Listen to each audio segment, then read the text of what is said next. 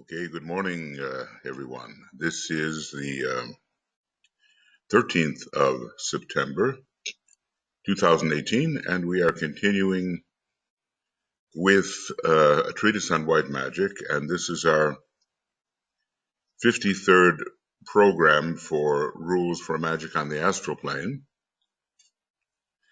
and it is our 37th program for Rule 10, which is an amazingly large rule filled with all kinds of important information. We're not too far from the completion of Rule 10, and we're working on some preliminaries in esoteric astrology. This is what he wrote before he wrote his big book on esoteric astrology, the third volume of the Rays and the Initiations, and, well, he considered it to be his most occult book because it dealt entirely with the realm of energy.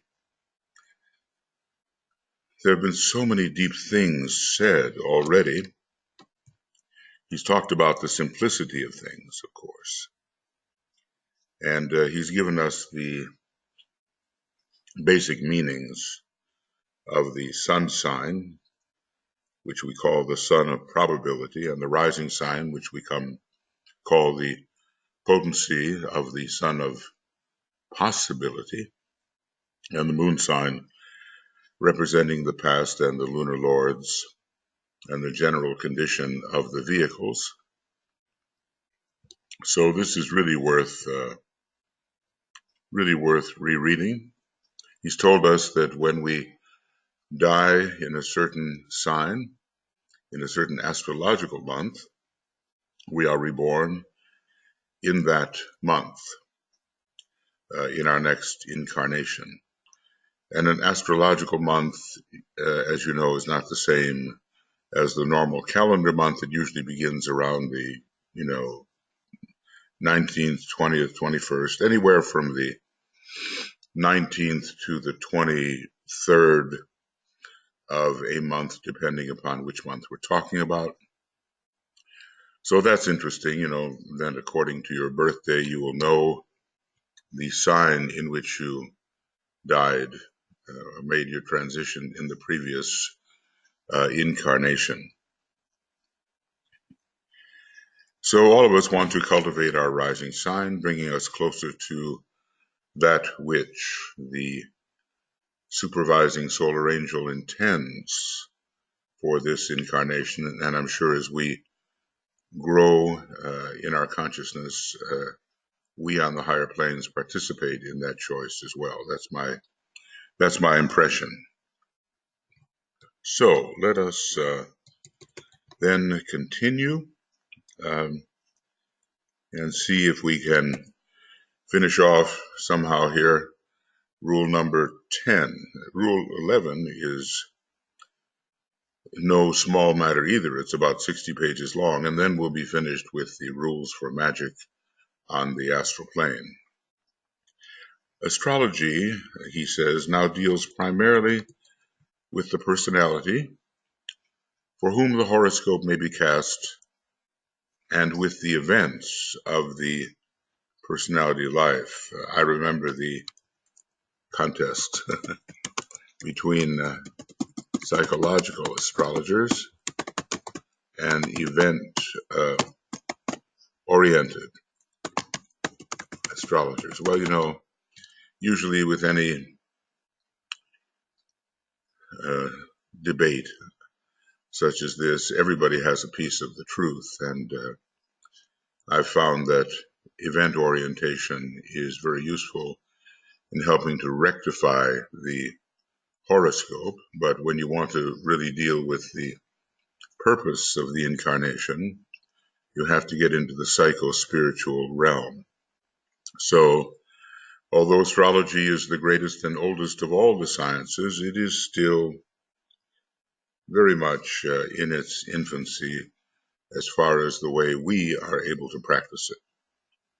When through meditation and service, plus the discipline of the lunar bodies, a man comes consciously and definitely under his soul ray,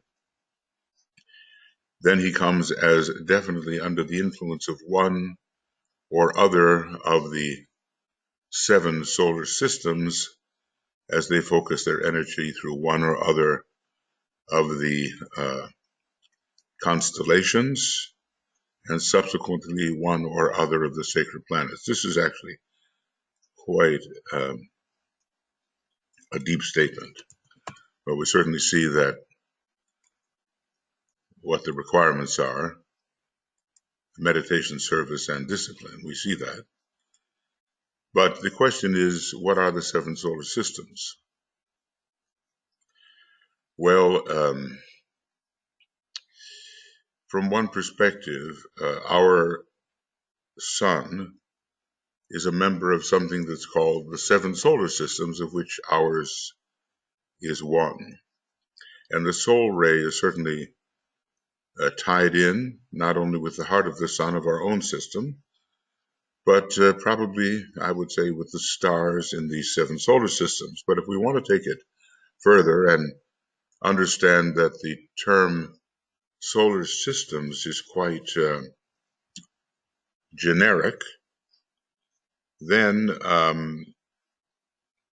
we're going to have to deal with 7 systems of stars called constellations, which are the chakras of the super cosmic logos that we call the one about whom naught may be said. I'm calling it a super cosmic logos. DK uses terms like cosmic logos. I think that is applicable to each constellation.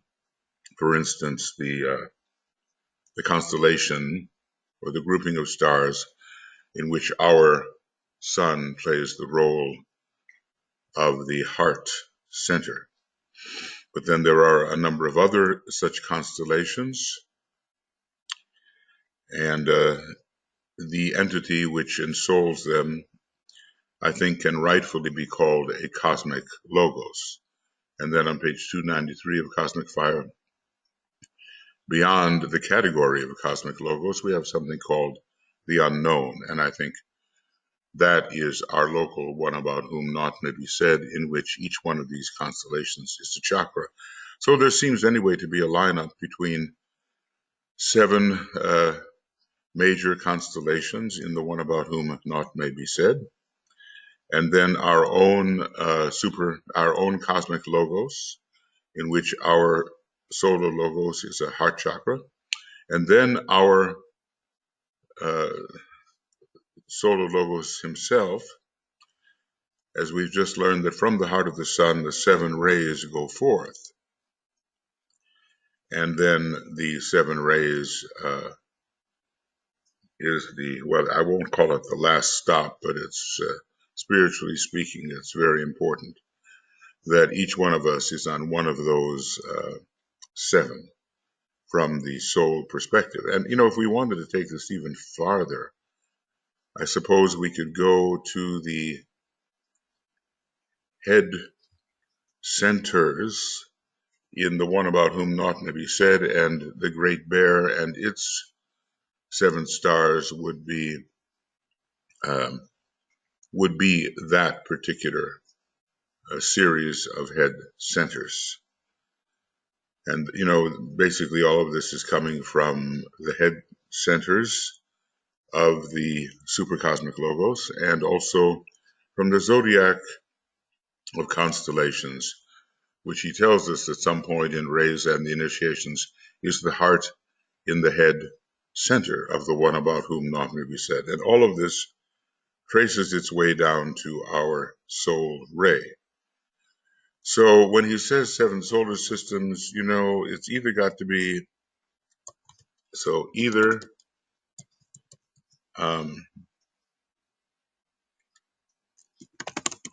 7 solar systems, let's see, how many of these do I need? Will that do it? Of which ours is 1. Or the 7 constellations, major, let's say major of the one about whom naught may be said. Eventually, there will be 12 sacred planets corresponding to the 12 constellations, but the time is not yet. Let's just say as a number,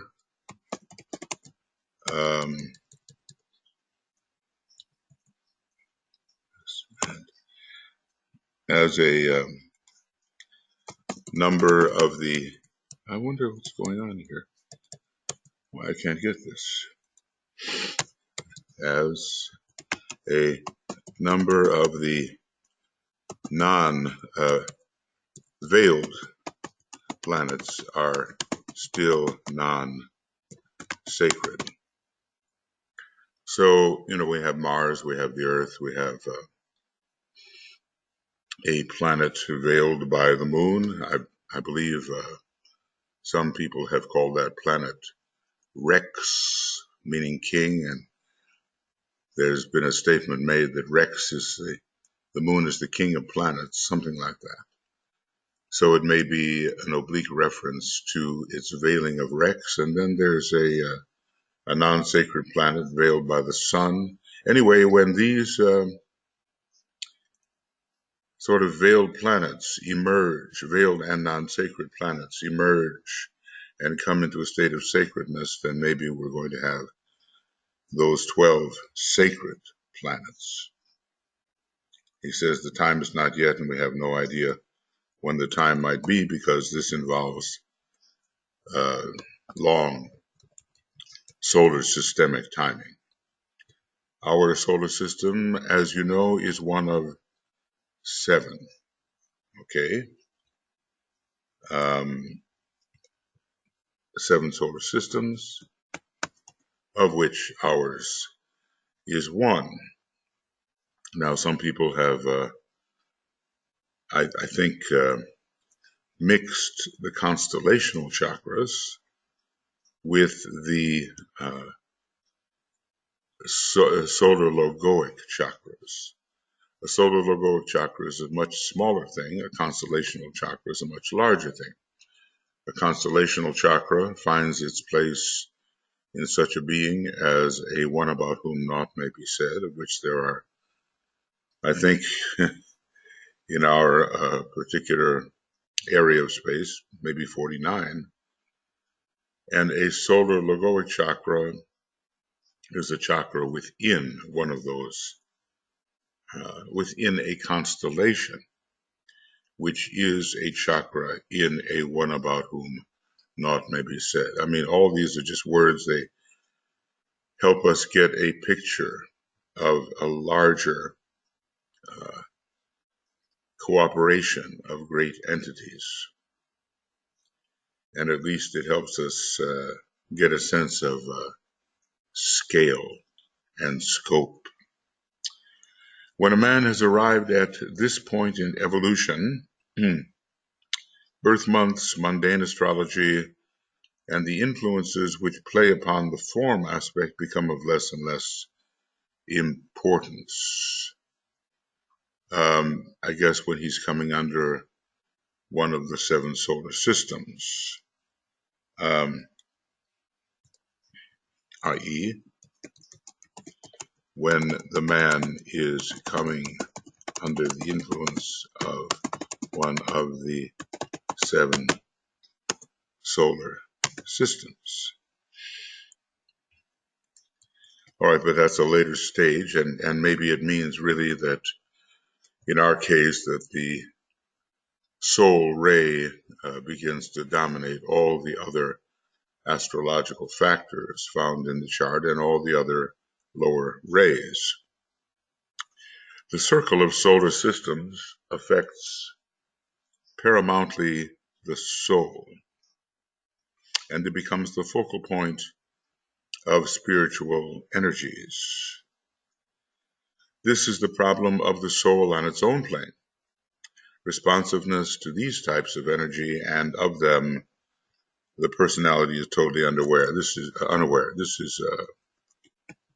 responsiveness to stellar solar logoic energies. So he does seem to be clarifying the matter. He does. In terms of gradation, if we're going to come into relationship with a solar logos, such as our own, at some point in our initiatory development, then it seems that the next greater entity to come in touch with is our own local ruler of the 7 solar systems in which our solar logos is a chakra. And then only then come into relationship with that greater being that contains a number, maybe 7 major cosmic logoi. Again, the chart on 293 will help us. And that's, cosmic fire, and just, make note of it. It's important in trying to get a picture. As we see, solar logos has planetary schemes or heavenly men as its centers or chakras, and a cosmic logos has solar logoi as its chakras, and the unknown has cosmic logoi as its chakras. So the unknown here is pretty much a one about whom naught may be said, and you can see such a being, I think, on the charts that Master DK gives us. There, that triangle is, I believe, a one about whom naught may be said. Some might think that, wait, the big circles are ones about whom naught may be said, but I think that since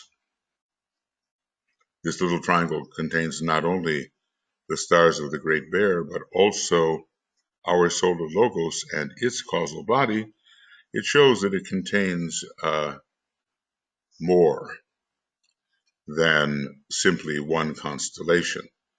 That being the case, we can infer that it contains 7 major constellations. Well, probably the kinds of things we're talking about now are not really even totally soluble by very high initiates. So from our angle, it's just speculative, though interesting.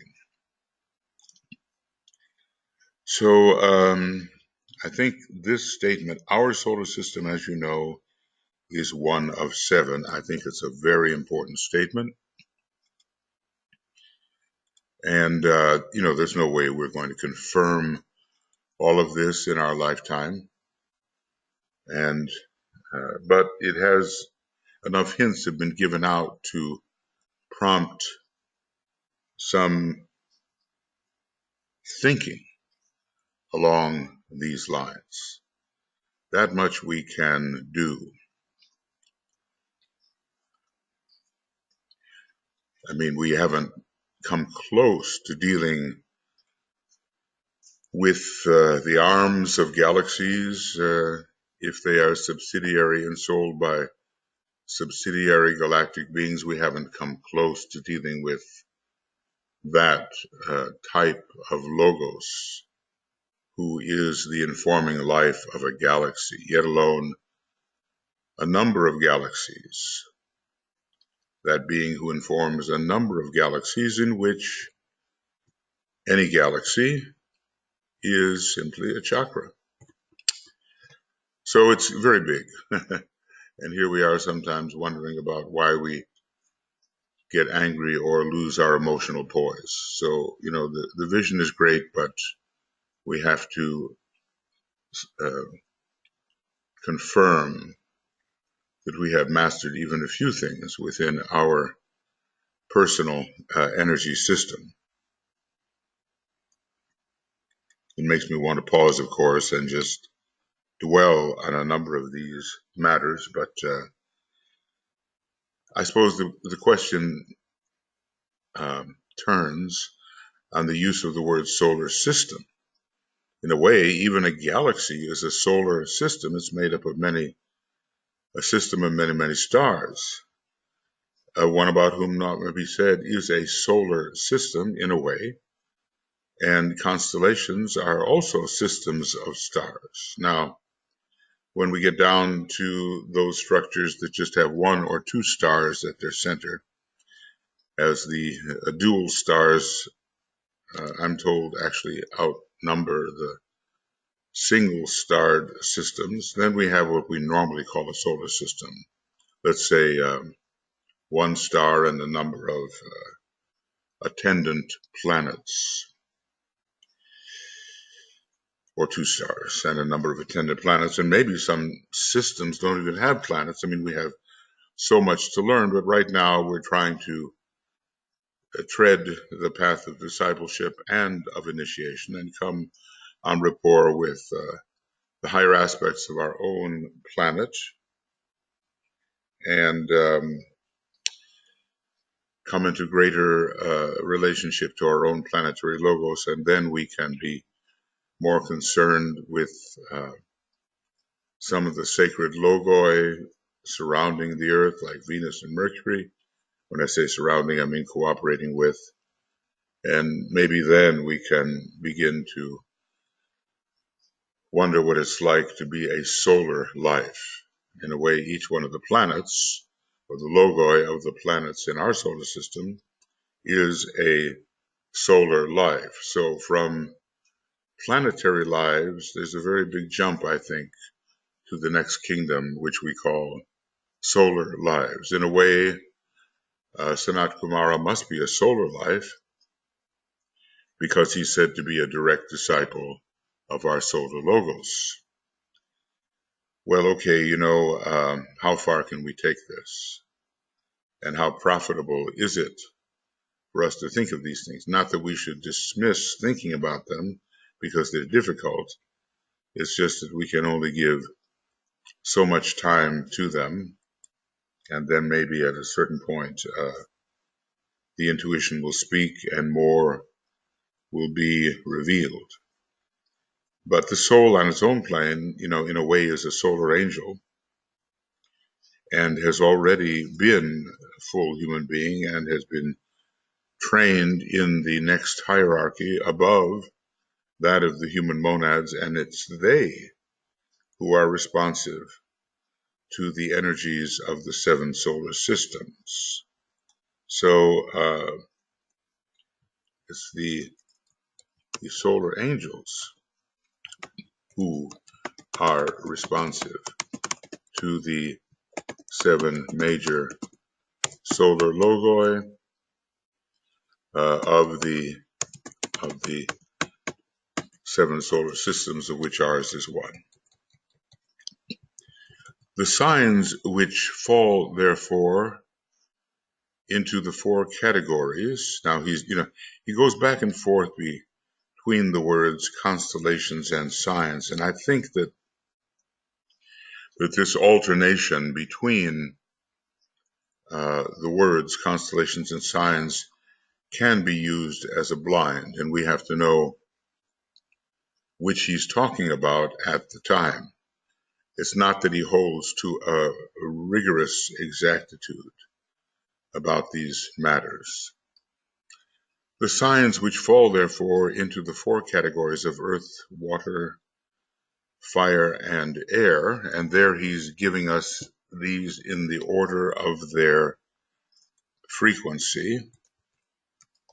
These are presented in the order of their frequency and reflect the rising planes, because earth is of the etheric physical plane, water of the astral plane, fire of the mental plane, and air in this case of the Buddhic plane, although it has its own relation as well to the etheric level. They concern primarily the man who lives below the diaphragm. He's prompted primarily by the solar plexus, the sacral center, and certain functions, sustaining functions, survival functions in the base of the spine center, plus the spleen, and I guess we're all dependent for vitality upon the splenic center. So the signs, they're falling into four categories of the four elements.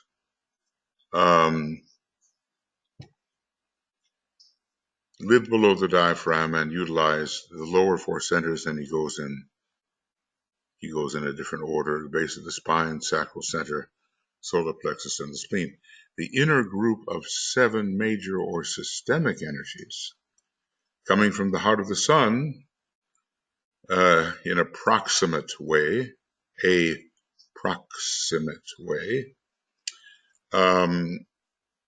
have to do with the soul rays. And the source of these rays is not the heart of the sun. It may be the immediate source for us. I'd have to study or restudy the 4 different types of causes. Were they from maybe Aristotle? But it's an immediate and effective cause. These 7 rays coming from the heart of the sun. Okay, so the inner group of 7 major or systemic energies produce their effect upon the man who is living above the diaphragm and work through the 7 representative centers in the head. Ruled by Vulcan. Just as for the one about whom naught may be said, they are ruled by the Great Bear. There is a definite connection there between Vulcan, the Great Bear, and Leo. We can only imagine what the Tibetan has been studying these many years, and the access that he has had to sources which clarify these matters and which are so entirely new to us, given the kind of astrology we had been studying. So maybe this word signs, it may be correct instead of constellations. I'll just put it as a question mark.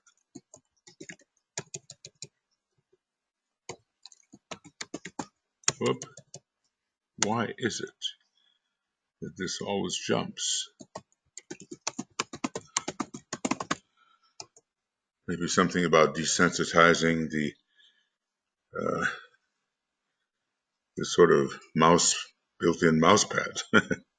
Okay, so they concern the man who lives below the diaphragm. So the elements, the 4 lower elements, well, they are lower, have a particular relation to the one living below the diaphragm. There are other elements, ether, aether, akasha, other elements, and if we were to turn to one of the charts here,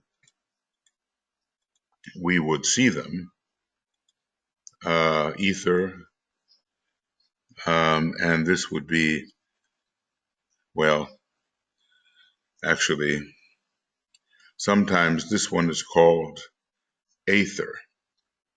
Here it's called water, but the atomic level is related to the aether, and the monadic to the akasha. I'm not exactly sure what element we would refer to for the logoic plane, but the lower elements are earth, water, fire, and air. Air being quite pivotal because it's related to the Buddhic level, which is the 4th or central level here on the cosmic physical plane. Okay, so the inner group of 7 major or systemic energies produce their effect upon the man who is living above the diaphragm. Let's just say the disciple, the initiate, with the aspirant torn between, and work through the 7 representative centers in the head. Now, probably if you count up all the centers related to the head, major centers, you're going to find 21, I suspect. Or maybe 21 will be the entirety of the major chakras in the energy system. Because you'll have 7 in the head, and you'll also have some centers, maybe 7 above the head. That's what we'll have. And when DK was asked by Roberto Associoli to explain some of this, he said, look, I can't, it's a mystery, it's very occult, it cannot be at this time revealed, although other Hindu books do purport to get into the structure of various centers that we've not heard much about at all and seem to be related to the spiritual triad. They get into such things extensively. If I may just deviate for a moment, let's see, where would I find those? There. It's there's a monastic center, a Buddhist center, a Mahananda or Mahanada center, a Nirvanic center, and so forth. And so chakras that we've not heard of at all, with symbols we've not heard of or seen, and with enumerations of petals that are new to us. And I wonder, it's called the Ajna system. I wonder how we could put all that together in a meaningful way without getting confused. But at least maybe it's enough to know that there are centers within the head, and there are centers, I think, above the head, and the Tibetan headwear, which shows kind of a feathered arch above the head, may obliquely indicate that series of centers. So maybe 21 is a very important number. 7 major in the body, 7 in the head, and 7 above the head. This is, of course, at this point, just speculation without any kind of detailed confirmation possible. So 4 of them focus through the throat center, the heart center, the ajna, and head centers. And 3 are latent in the region of the head, the 1,000-petaled lotus, and only enter into activity after the 3rd initiation. So there's some things here about the chakra system which, if we are careful to note, may carry new revelation to us. The inner group of 7 major or systemic energies produce an effect upon the man who is living above the diaphragm and work through the 7 representative centers in the head. And in one of the rules, there are 7 above and 7 below. I may have called that to our attention, but we can kind of see it in the beginning of the rays and the initiations. Would it be, which would it be? Is it number 8? Yeah, here it is. When the disciple nears the portal, the greater seven must awaken and bring forth response from the lesser seven upon the double circle, and we begin to wonder if it's not really given the other latent chakras, mysterious chakras, a triple circle. So that's number 8 of the rules for applicants.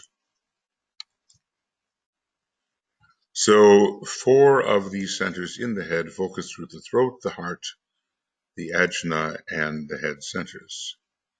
Okay, these are the focus of the centers in the head. 3 are held latent in the region of the head centers.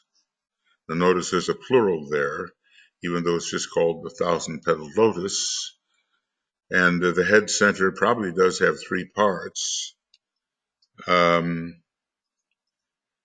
The numerology here works out and come only into functioning activity after the 3rd initiation. 3 latent, hidden, mysterious centers, and the 3rd initiation is the head center divided into 3 parts. The many petals, the 12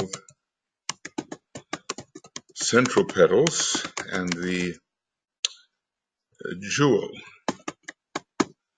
at the heart of the 12. At the heart of the 12. So we can see, what a curriculum it would be to really look into this head center, into its numerology, into the functions of each of the parts. Sometimes we see those pictures of the Buddha and his head is covered by many coils, which each of them represent a particular potency which he has mastered and which is occultly found within the head and is the root of all representation in the rest of the body.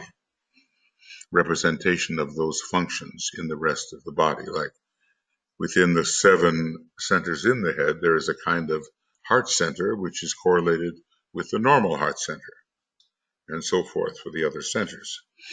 It will be evident, therefore, how complicated, from the standpoint of the horoscope as well as of the individual problem, is this meeting of the energies of 2 types of constellations. In the case of the man who is neither purely human nor purely spiritual. Now, I'm calling that the aspirant, and I think I should add to that the disciple, because the disciple too, up to a certain point, is torn between these 2 factors. So we have zodiacal constellations, and here he uses the word constellations, and stars within the 7 solar systems, of which ours is one, or constellations, which are the prototypes of those 7 stars, of which our star or logos is one. So let's just say that from one perspective, there's a man living below the diaphragm. He's responding to a certain type of energy from the zodiac of signs and of constellations.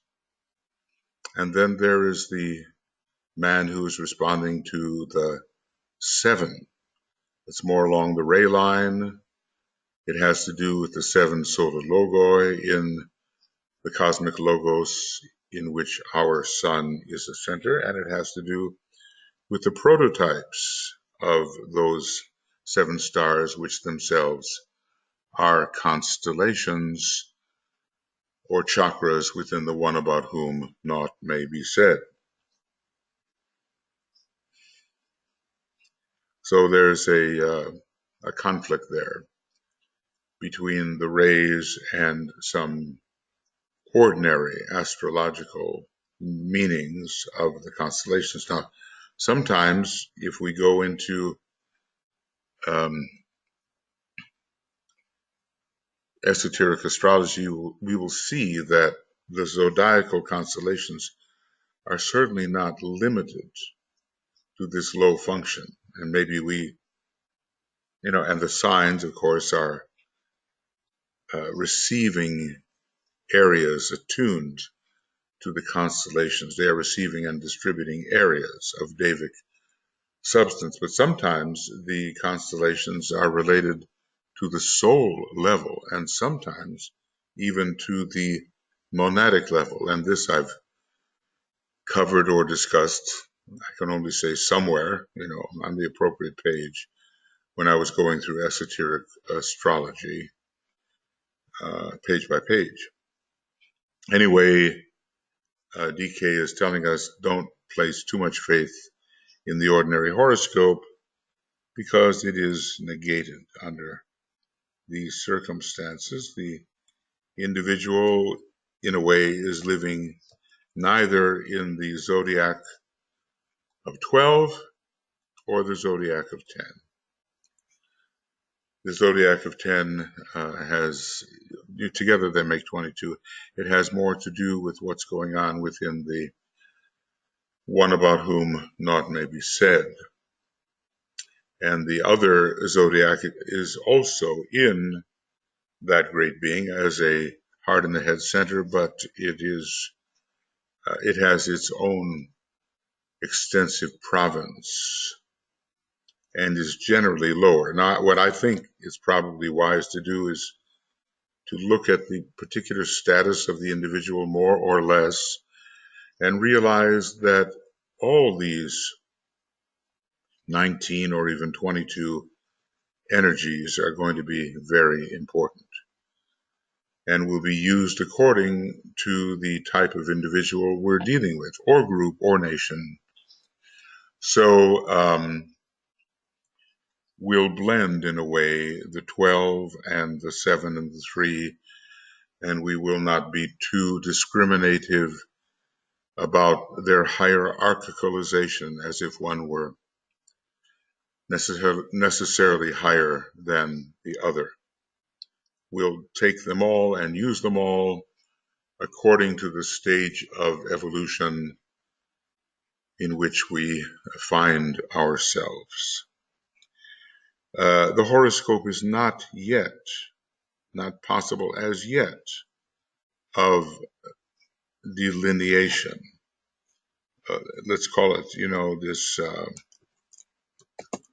this higher type of horoscope. The only horoscope which is basically, and this higher type of horoscope for an individual who is responding to the 7 solar systems, of which ours is one, and even to an additional 3 constellations. The horoscope of 10, the horoscope of 12. 10 is a human number, and 12 is a Davic number. Just the way we might say that 5 is a more human number, the man number, and 6 is a more Davic number. So we have 11 from the combination of 5 and 6, and 22 from the combination of 10 and 12.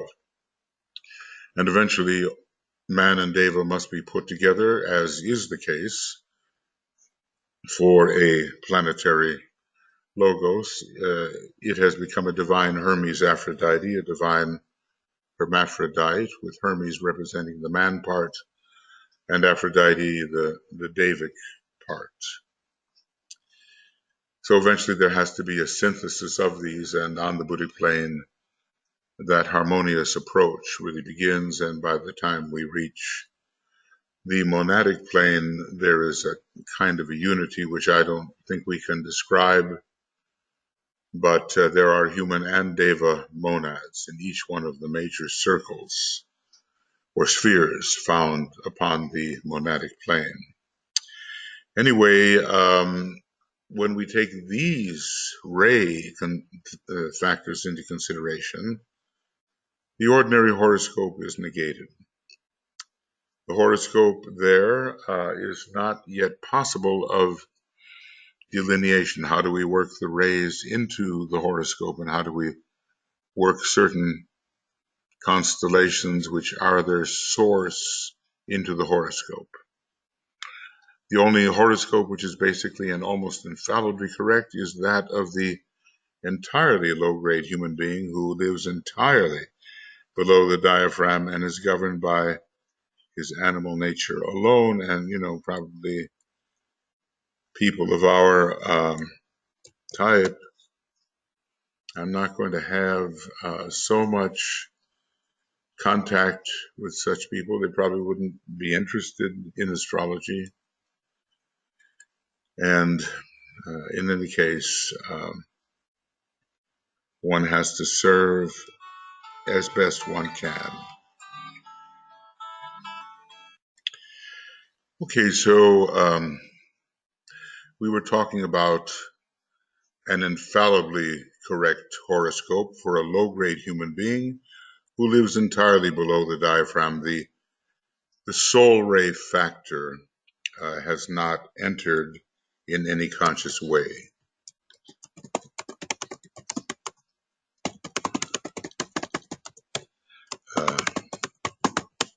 Okay.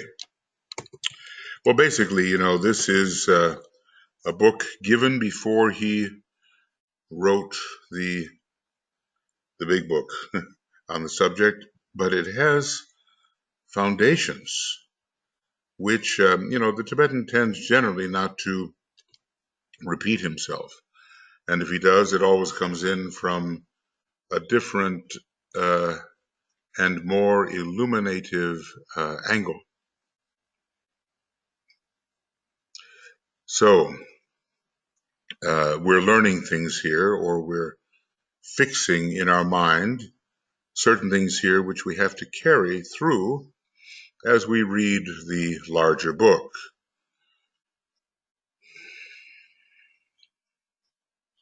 But we do see that it's not just a question of considering what the zodiac and its rulers are telling us. It's a question of other constellations,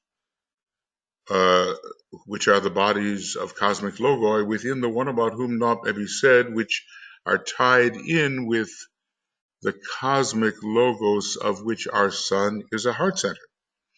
And that those 7 ray energies, and maybe 3 even somehow beyond that, because, we have 19 energies, 12 plus 7, and also we have to reach the number 22, and I think we do. How we do that, I'm not sure, because in a way, if we look at Great Bear, Sirius, and Pleiades, they each have a ray quality which they dispense to the cosmic logos of which our solar logos is a part. Great Bear, first ray; Sirius, Little Bear, second ray; and the Pleiades generally third ray. As to what are the rays of the Pleiades, they have a very powerful third ray, which may be the fundamental ray, the great ray, but they also have a great cosmic buddhi, or second ray, which they receive from the dragon of all things. So, these big constellations, they do have more than one ray. And when you look at the Pleiades, you wonder how the Draco the dragon can be the source of anything for them, because the Pleiades seem to be the most important center within the one about whom naught may be said, maybe representing all the Pleiades, the higher head center. So, what I'm doing is laying out for myself and for us just unanswered questions that will have to be addressed as we know more, that's all. To address them and pretend that there's any certainty about this is mental pride, I'm afraid, and will not work. Okay, continuing. I seem to get these phone calls, sorry.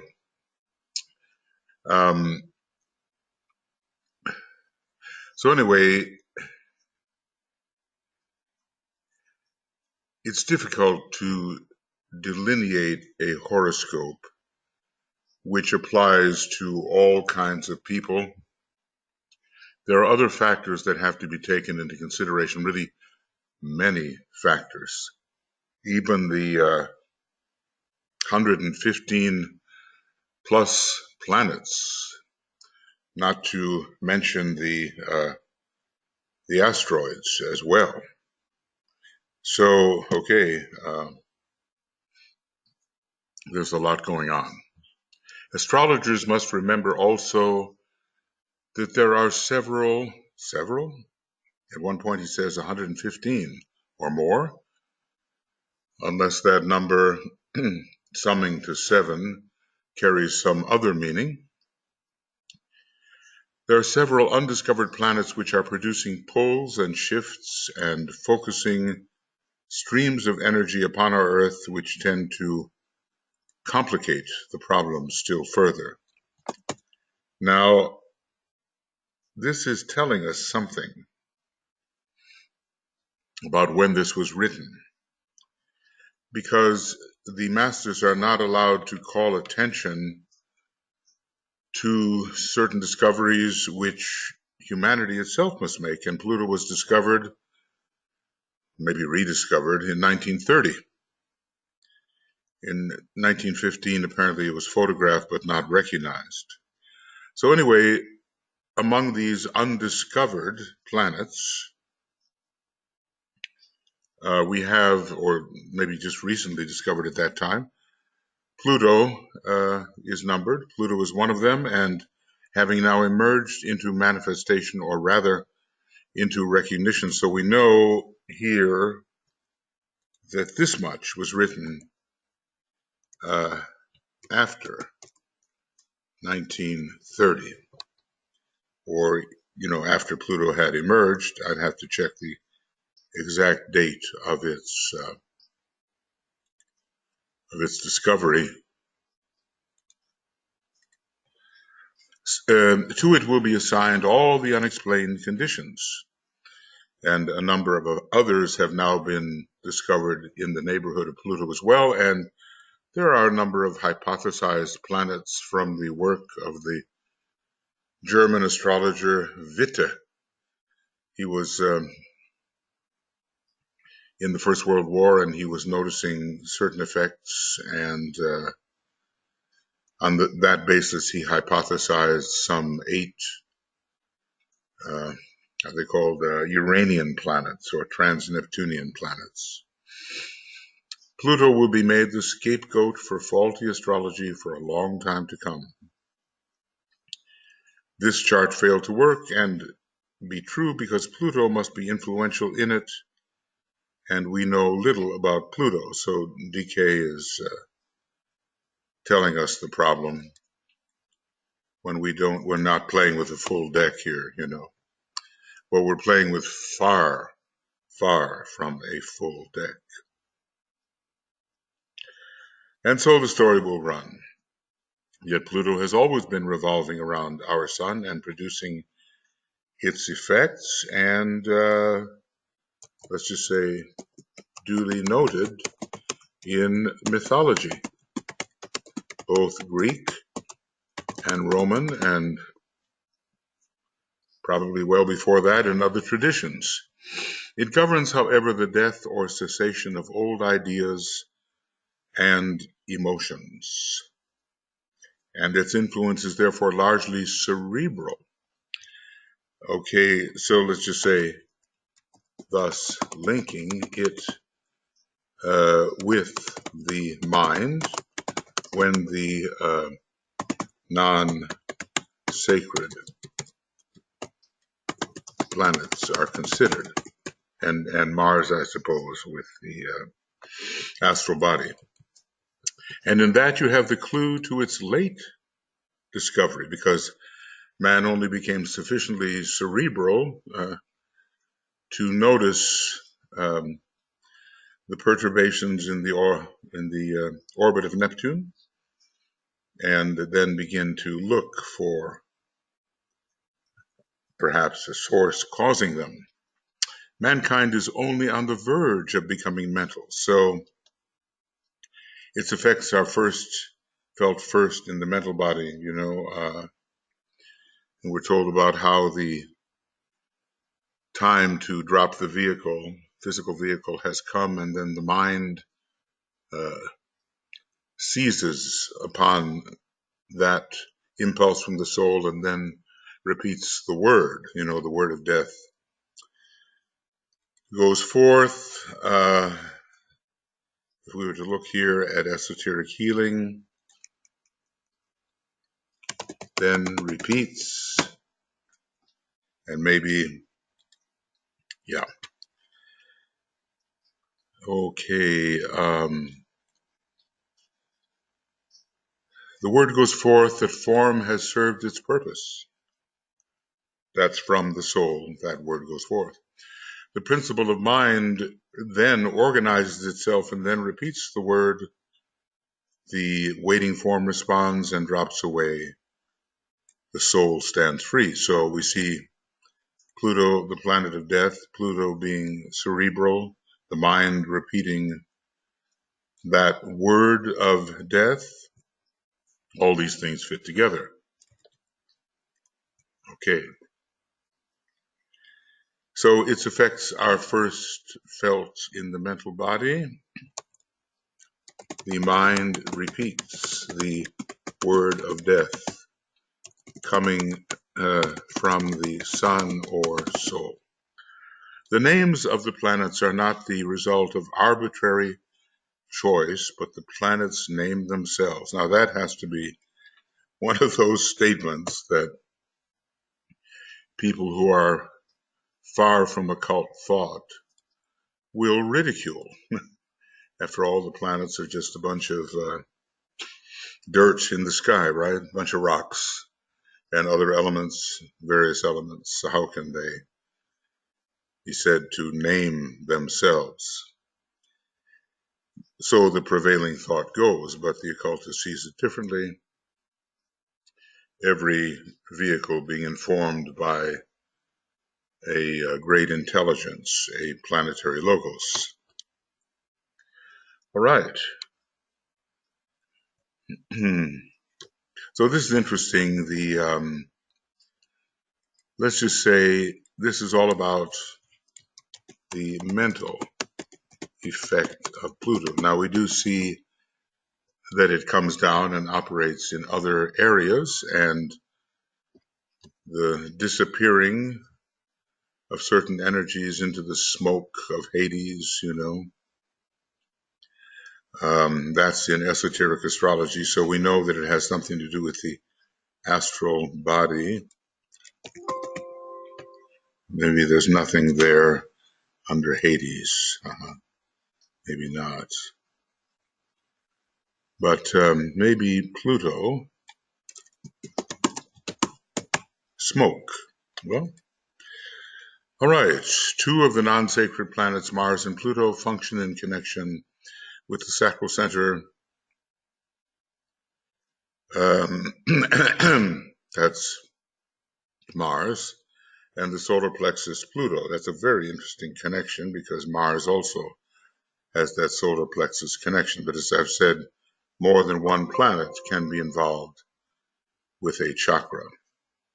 This latter planet becomes active in the life of the man who is becoming alive in the higher sense. His lower, and this is it, his lower nature passes into the smoke and darkness of Pluto, who governs the lesser burning ground in order that a man may live in truth in the higher land of light. So Pluto, base of the spine, Pluto, solar plexus, those are two that one can see Pluto related to quite logically. His lower nature passes into the smoke and darkness of Pluto, who governs the lesser burning ground. There is a greater, of course. Uranus is more connected with that greater burning ground, in order that a man may live in truth in the higher land of light. And so the obstacles disappear through a process we call death. And much of this is a cerebral process. Astrologers will eventually find it necessary to cast 3 horoscopes, one purely physical, dealing with the body nature, one primarily emotional, and dealing with the quality of the personality and with its sensitivity or state of awareness, and the third will be the chart of the mental impulses. So maybe Charles Jane had something there with the 3 ABC charts. Animation, well, they're not in order, right? Birth, animation, birth, and conception. Now, really, it would be CAB if it were in order. But let's just say, keeping the order given here, we have Neptune, Saturn, and Uranus. And I suppose what would happen if we put each of them on the ascendant of an individual's chart? Maybe we would learn then something about these 3 horoscopes. There's just so much we don't know, unfortunately, but I have, the faith that since astrology was mentioned in one of those statements about the year 2025 and the new writing coming forth at that time, that there will certainly be an expansion of the astrological teaching. And we will be able to apply it even more successfully in an esoteric manner. It will be found that these 3 charts will take certain geometrical lines, and the lines of energies will form patterns. Now you kind of wonder, how did he do it? He said black squares, Saturn, and yellow triangles, yellow stars, probably Mercury, and blue triangles, maybe Uranus. There's not an exact line up there, but he talks about geometrical superimposition of squares, stars, and triangles, squares, material, stars, consciousness, triangles, spirit. These 3 charts are superimposed upon one another and will give the personality diagram the individual life pattern. I think we're working very much in the dark compared to what the great astrologers can really see. Amazing, amazing. And if he's not given to overstatement. That's the thing about Master DK. He doesn't exaggerate. Amazing symbolic charts and lineal forms will be found to emerge when this is done, and the geometry of the individual will grow out of this, for it will be found that each line will function in relation to another line, and the trend of the life energies will become apparent. All of this is promised for the future, and we will be participating in the reception and utilization of these charts. Eventually, even in this department of knowledge, the star will shine forth as if it's been much occluded, much occulted in the old sense, hidden. This will constitute a new branch of psychology, and its true exponent for our age will be duly found. But I indicate the lines of the future astrology in order to safeguard the present. I would indicate the lines of the future astrology in order to safeguard the present. Now, I think somehow we have managed to do about an hour here, and I'll reset my chronometer.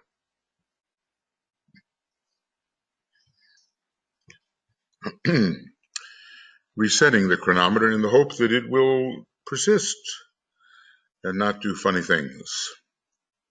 If I receive a call, everything is set back to zero. So maybe if I had more fifth ray, I'd know how to deal with that. But right now, approximation is the best I can offer. So there's a lot of development in esoteric astrology, which is slated to take place. And we can't be too proud about our present astrology. It's good, but it doesn't amount to much yet. And we'll be able to clarify our own path in life through these new developments and help others clarify their path. And this is all part of the divine plan, the intelligent approach to one's purpose, we might say. So here in A Treatise on White Magic, fundamentals are being offered, fundamentals. And we see how he developed those in the astrology book written later. You know, none of this would be available to us. We'd still be pursuing the old astrology with the old limitations, and the astrology of the soul, or at least of the soul working through the personality, would be unknown to us. So we have to be very grateful to the light bearers, the senior light bearers, the givers of light,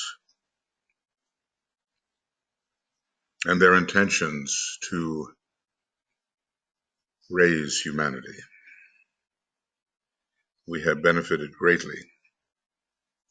Imagine no Blavatsky, imagine no Alice Bailey or Elena Rorick, imagine no DK doing his work, or with Master KH behind the scenes on that one, or Master Moria.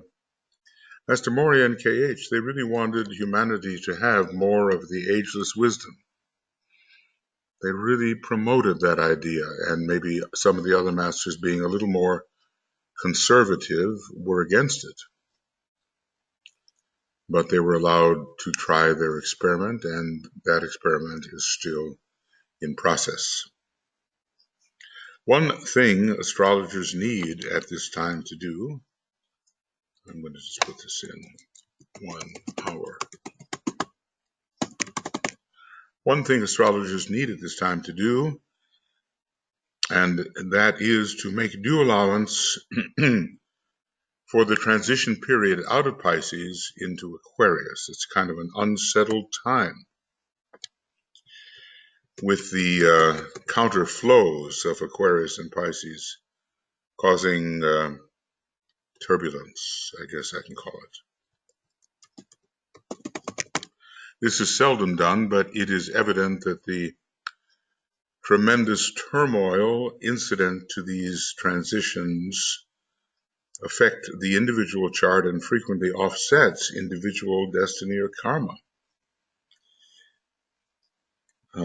So sometimes we think that our chart is set in stone and will work out no matter what, but there are other larger charts at play, and we are parts of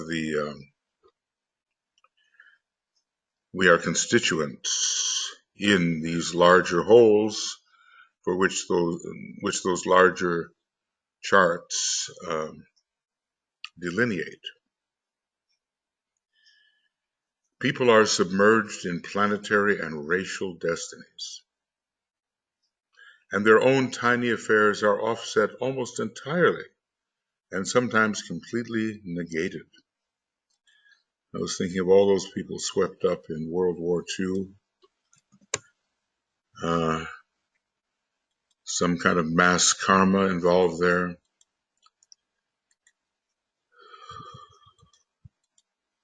And their normal chart potentials were negated in the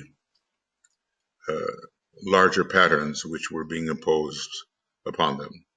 It is not possible to cast the horoscope of the planet, and I guess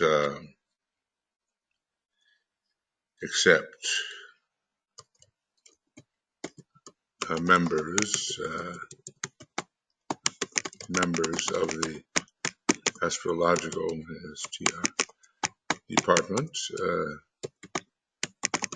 may be able to do so if a master or beyond, and those who propose to do so are deceiving themselves and others.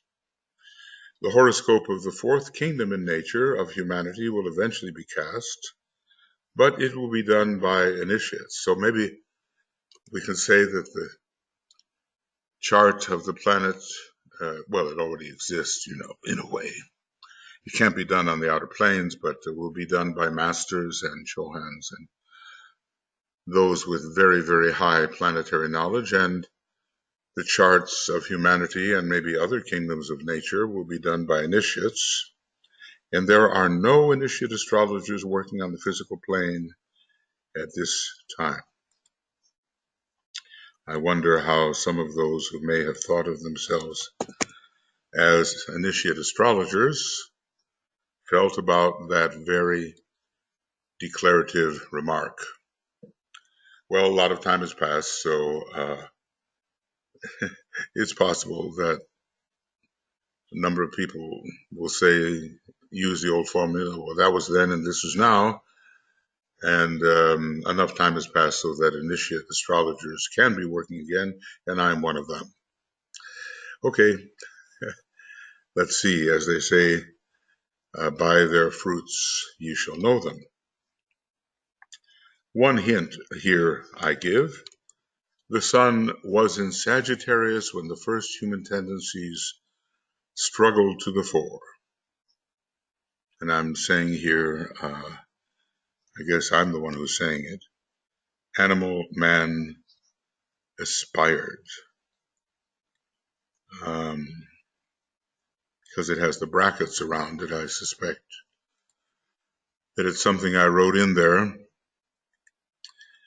And the coming of the solar angels was not independent of the aspiration of animal man. We find the elevation of emotion even in some of the advanced animals. It may not be aspiration as we recognize it, but it's a higher type of yearning. It does seem to be evident. I often refer to this particular chapter and this place. The sun was in Sagittarius, And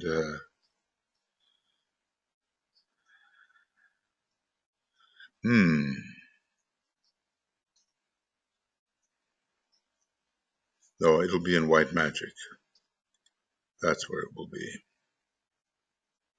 Okay, let's see what we get here. There are two of those. Right. We are not finding the words that were in the brackets, so obviously I put them there.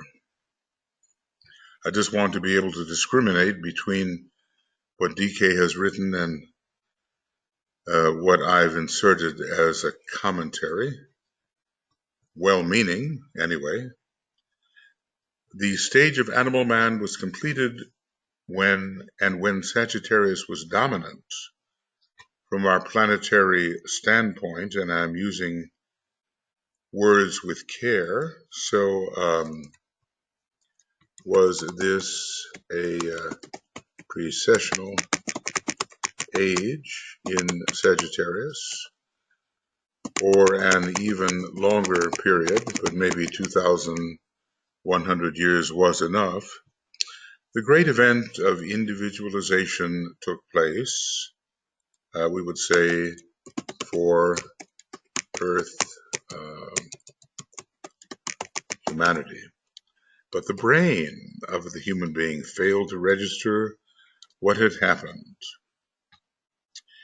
And we have been studying the sequence of soul, mind, brain, and how it becomes necessary through meditation and service and purification to enlist the brain in the sequence, so registration of the inner events can occur.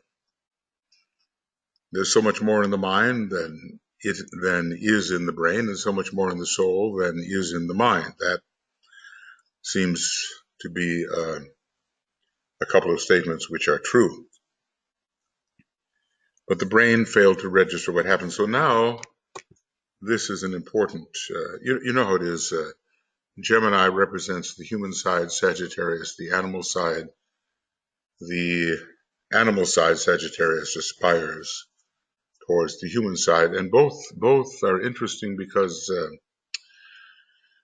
those are the only two signs in which the Earth finds itself as a ruler, esoterically in Sagittarius and hierarchically in Gemini, although associated with Taurus, we are told, and also associated with Sirius, a great being, but somehow the Earth is considered. All right. So here comes an important quotation and very evocative. The sons of God shot forth like arrows from the bow. And what this could be is the representation of the solar angel. We cannot, at least I cannot yet, find that the entirety of the solar angel lodges itself in the egoic lotus on the higher mental plane. I think a portion of solar angelic energy and presence and consciousness lodges itself there and in the vicinity of the mental unit and even in the brain and in the brain, and maybe in relation to the heart also. The sons of God shot forth like arrows from the bow. The forms of animal man, received the impulse, and lo, a God was born. The tiny babe knew not the great event. A God was born, individualization. And the tiny babe knew not the great event, and no brain registration. But many things happen above that are not accounted for or cognized below.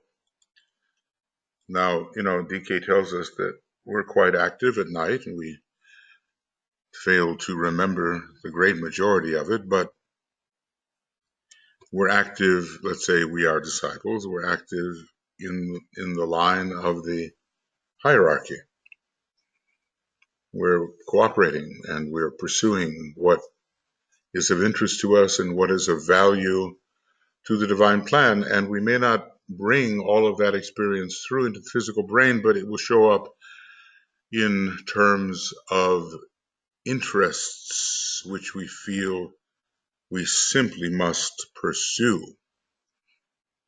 And I'm sure we all have that inner sense, this I must do, and it may be very closely related to hierarchical activity pursued in another dimension. Namely, the majority of it being in the astral plane. So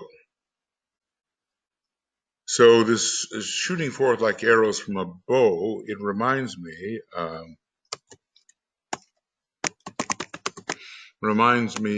of a solar angel shooting forth a fragment of itself, which lodges on the higher mental plane, also near the mental unit, also in the etheric brain.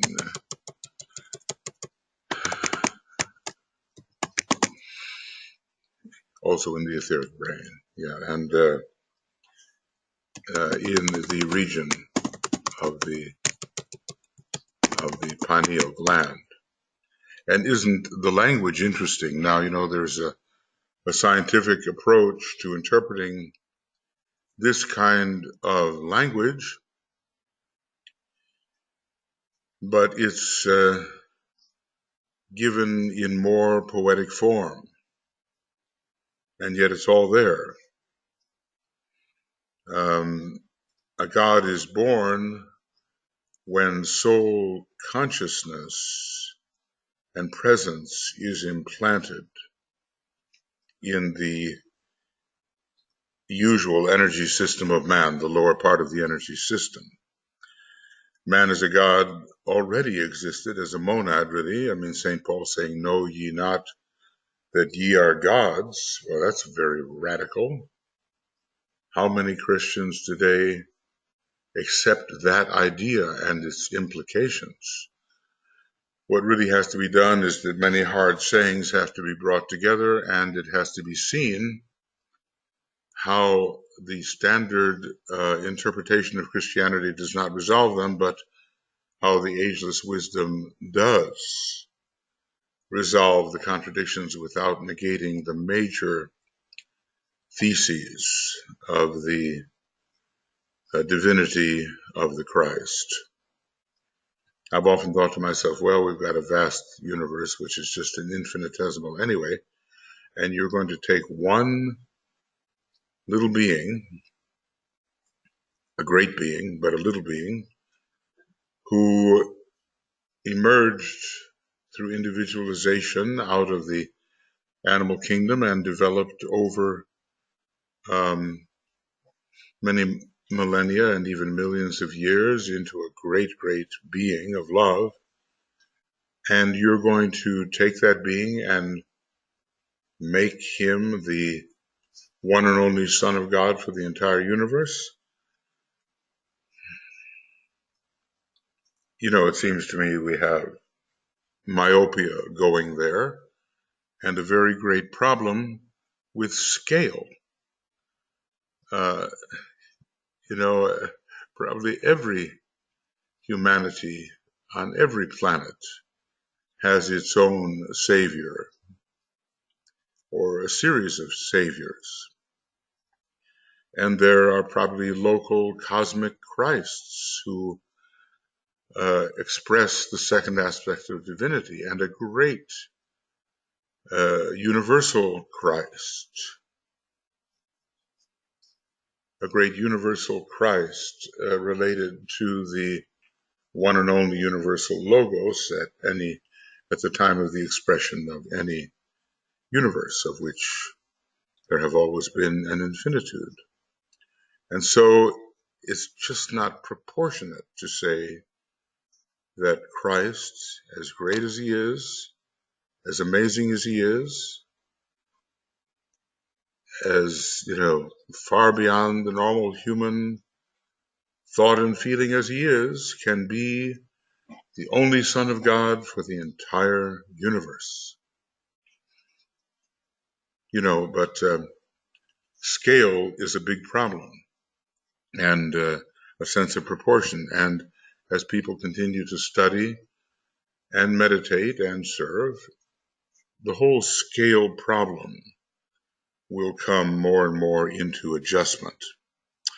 So anyway, the solar angels were involved here in this Sagittarian shooting forth, having pervaded the entire universe with a fragment of myself, I remain, and maybe that fragment was shot forth by the will of the solar angel, seeking its anchorage in a lower and upcoming being.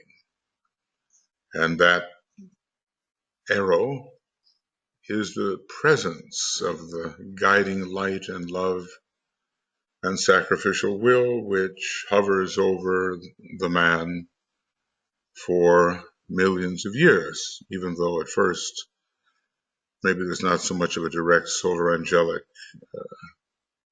supervision, because other aspects of divinity, as DK tells us, take care of the earlier part of evolution. Anyway, this shooting forth, this took place 21 million years ago. Cycles passed. What kind of cycles? One day we have to know, when we attain all knowledge on the atomic plane, at least all knowledge of the, our globe process, let's say, and eventually our chain process and scheme process eventually.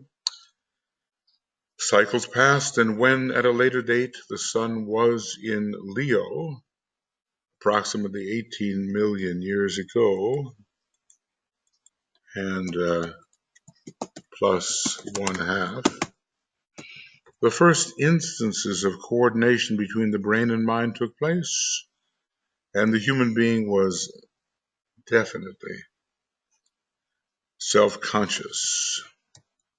This self-consciousness didn't occur suddenly with the shooting forth of the arrow of presence, the arrow of the solar angelic consciousness. Not immediately. So we're talking about a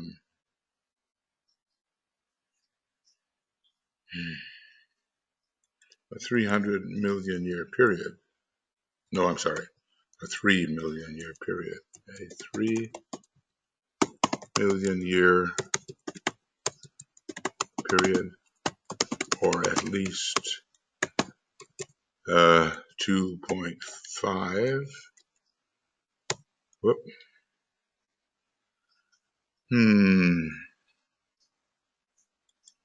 2.5 million years. He registered his individuality with the help of implanted Venusian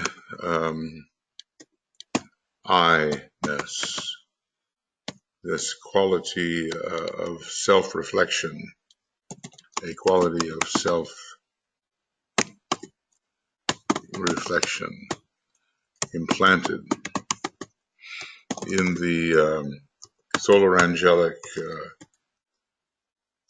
substance.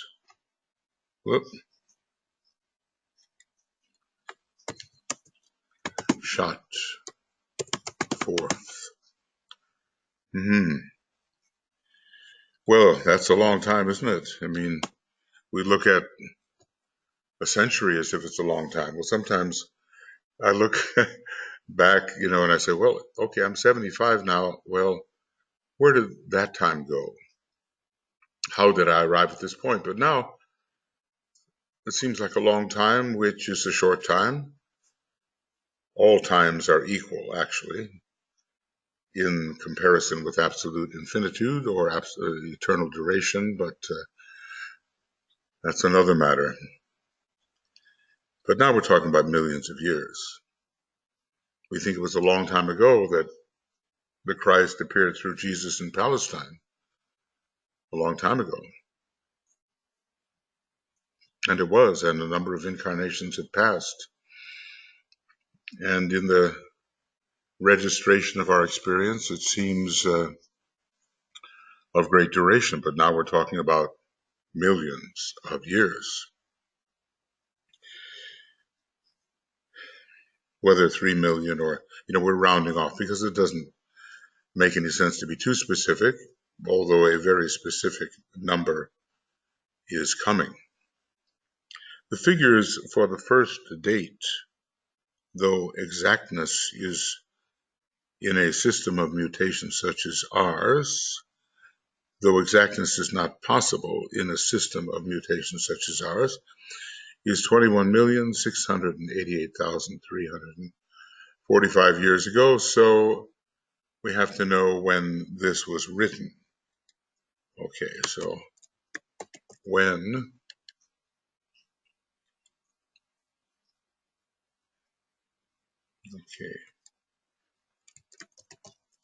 exactly was this written or typed? And that has not to do with proofreading and later publishing and all that, sometime in the 30s, But there's a chance also that there is symbolism in these figures. I know some people have tried to take the figure and work with it, and I think we maybe have profited a little from that type of work, but there is no assurance.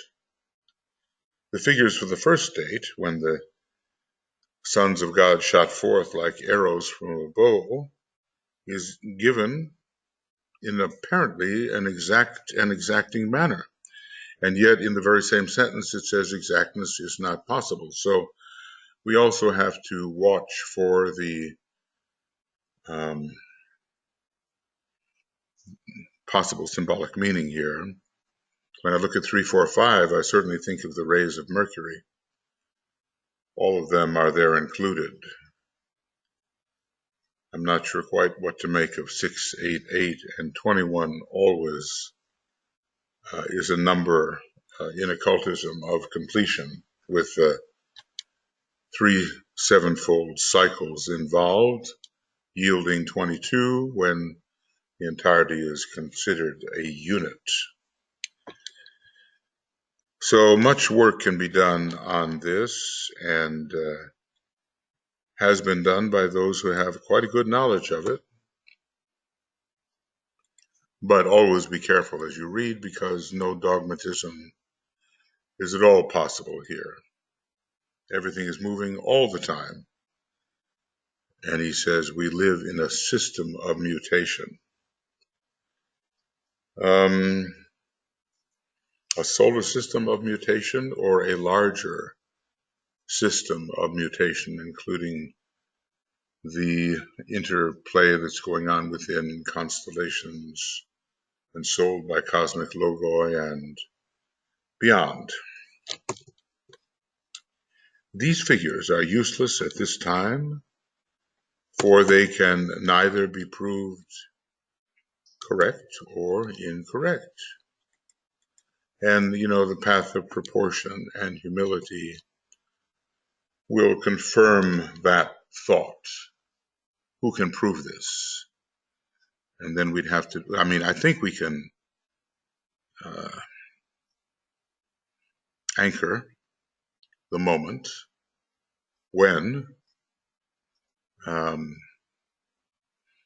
this particular sentence was written. I think there are records of that somewhere, because Alice Bailey would have given the date, I think, and somewhere there must have been the intention to save these important seminal writings in the form that they were taken down. But overall, the figures cannot really be used at this time. Watch everything that is said, because at this time tells you that maybe later they might be usable and can neither be proved correct or incorrect. Investigation will prove their usefulness when the nature of time is better understood. Correct nor incorrect. Let's just see what's going on there.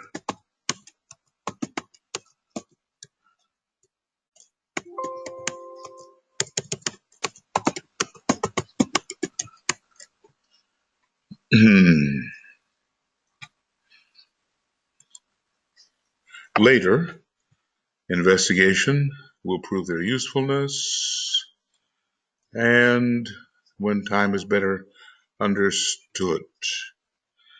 Okay, later investigation. Let's see if we have that.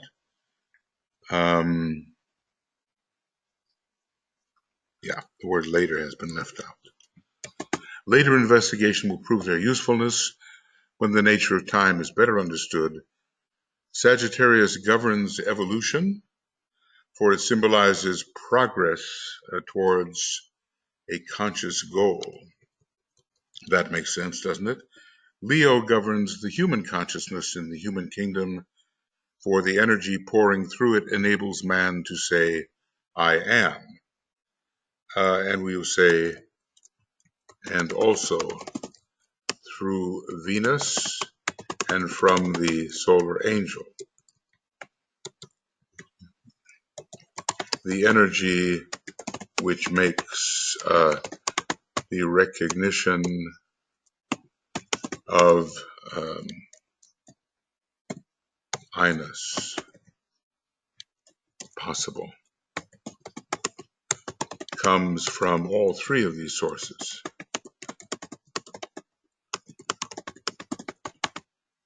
Leo,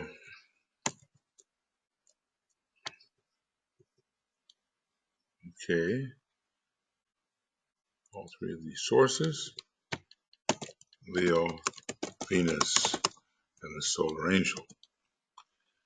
Well, this is a big history, and we're only now waking up to a much truer history of humanity and of us individually, something we hardly would suspect, but which gives us hope and courage and incentive to shoot forward so that we can see the goal. I see the goal so that we can reach the goal and then see another until finally the goal for the human being is reached, and then there's entirely new creative hierarchy experiences which lie ahead, because it's not forever that such as we are, emanations of a monad will be members of the human creative hierarchy. They're just the way the present solar angels are members of the fifth creative hierarchy. It was not so in the past when they were human beings in the previous major solar system.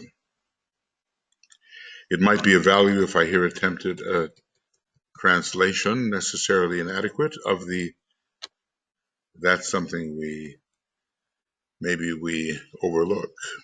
That DK say it's inadequate. Of the key words of each sign,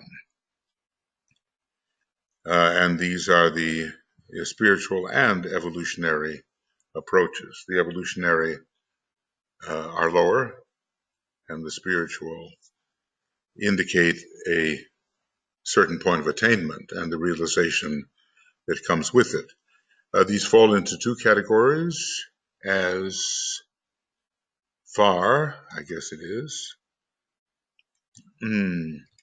far as humanity is concerned. And I wonder about other kingdoms, There is the key word to the form aspect and the key word for the soul aspect. Early experience and later experience. Yeah. And we're very familiar with these, and I've gone over them in my analysis or commentary of esoteric astrology. So probably no need to be excessively detailed about this now. In the first case, the word is expressed, the word. And in the second case, it is consciously spoken by the soul, so that when we're giving the mantram in the second case, we should be as if we are the soul. Translated into modern terms, much is lost, but the underlying thought which directs the work of the emanating energies is of value, directs the work. And for our world period, I guess our round, because there are other and higher ways of interpreting, they are as follows. Okay, for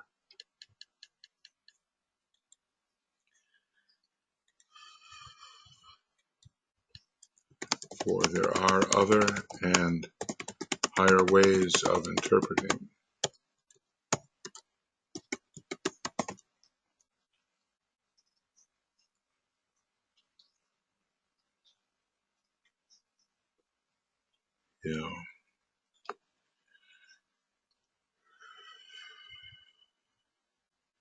Later.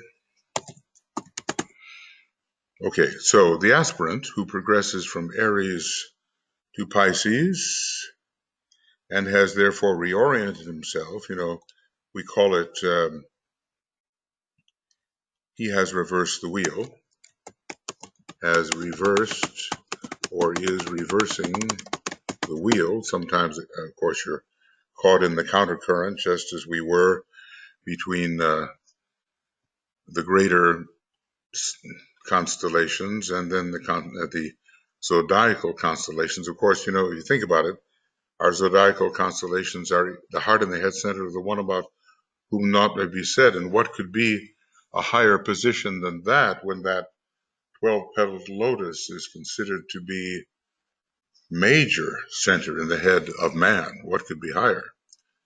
And yet the ray constellations are other than that.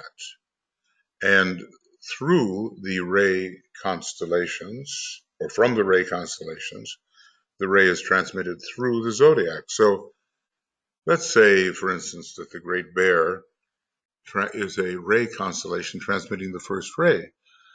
Well, the way we would think of this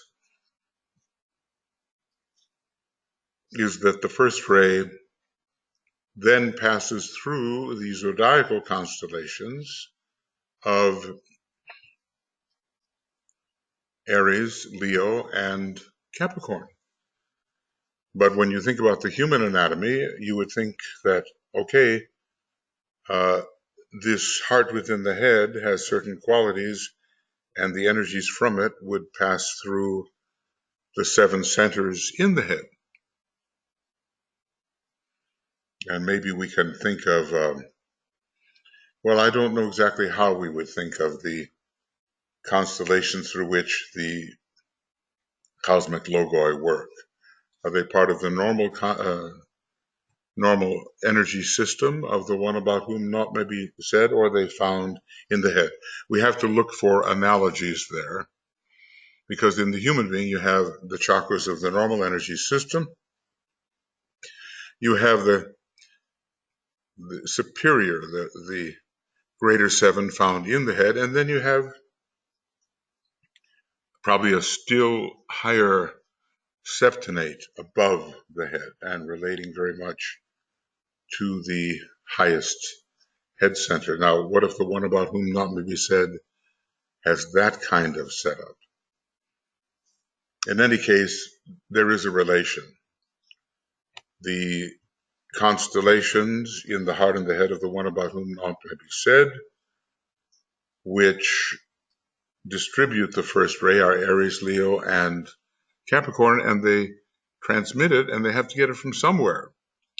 And the major first ray constellation seems to be the Great Bear. So do they get it from the Great Bear?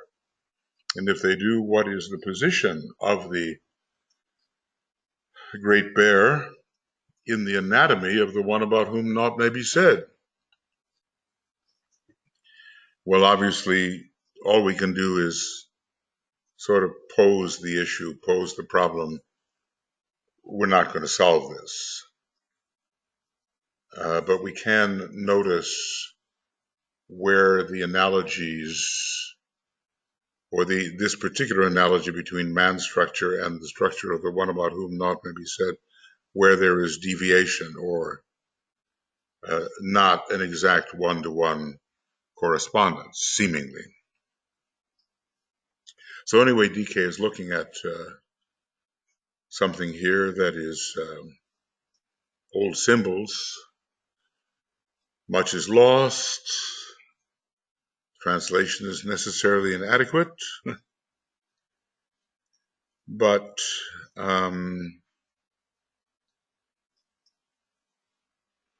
at least there is the directing of the work. The underlying thought which directs the work of each constellation is somewhat understood and somewhat here of value. As I said, I've actually spent quite a bit of time working over these things, and I wonder, it's probably not so profitable to do it, but Aries, from whence are you coming forth? I come forth, and from the plane of mind I rule, and I assume it's the higher mind, and in a way Aries is associated with the monad. I don't think I've ever mentioned that. And the monad does descend, as you see, there it is, straight down. I, the monad, come forth, and from the plane of mind, right in the jewel in the lotus, I rule. Now, another way of doing it is that the soul comes forth at a certain point of evolution and rules affects the lower mind, which is held steady in the light, and rules the lower three vehicles of astral, etheric, and dense physical. But there is a big archetype here in the sea of fire, a big purpose, and rulership is needed to make sure that that purpose is expressed.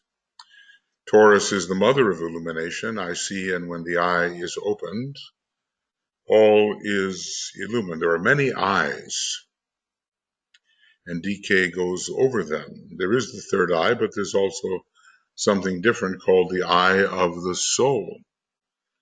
And that's pretty occult, and it's not much referenced, and maybe it has a different location than the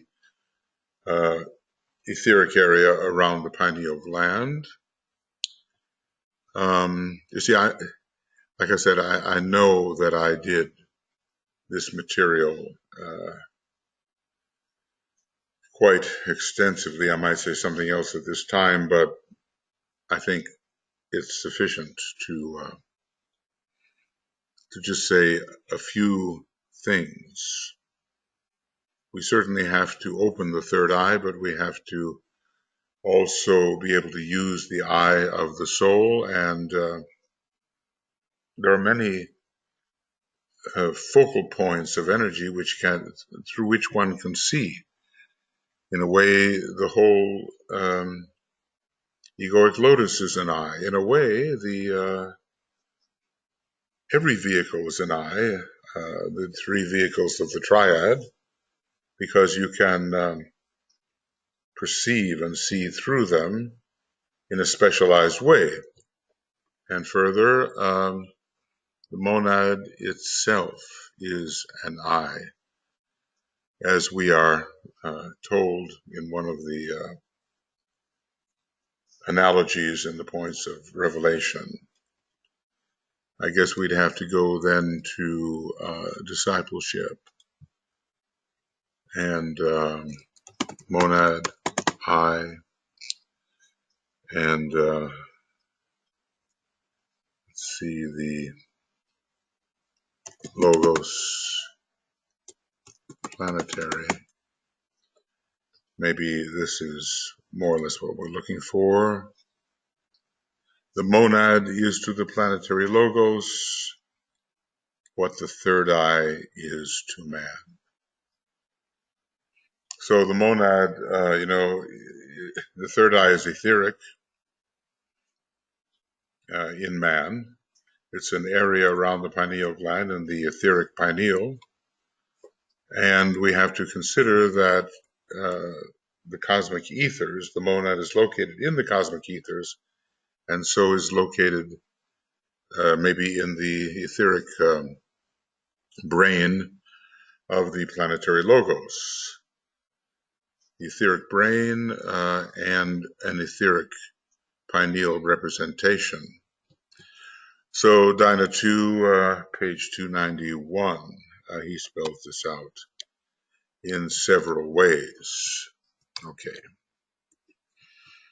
I recognize my other self, and in the waning of that self, I grow and glow. So a third degree initiate can focus within the causal body and see what he used to identify as his personal self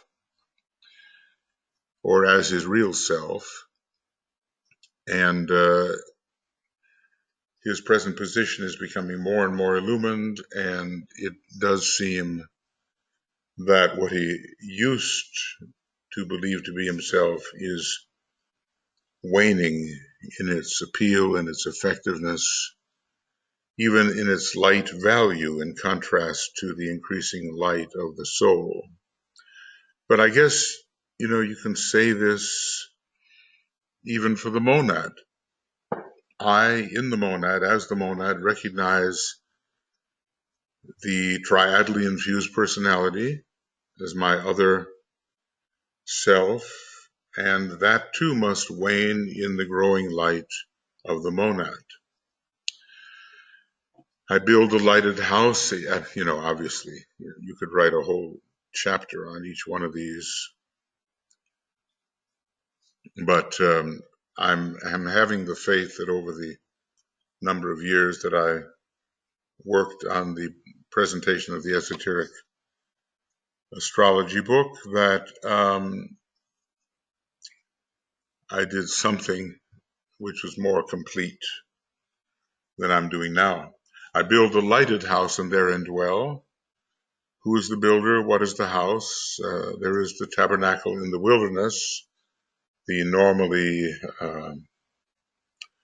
unattractive, unstable personality, but it can become illumined by the light of the soul, and we're working on that all the time. Also, I build Solomon's temple on the higher mental plane, and I learn at the third degree to enter the causal body rather than find my center, let's say, in the lower mind within the personality, around the area of the mental unit. Now, what about the temple of Ezekiel? I mean, every one of these temples will be destroyed once they reach their full quota of radiation.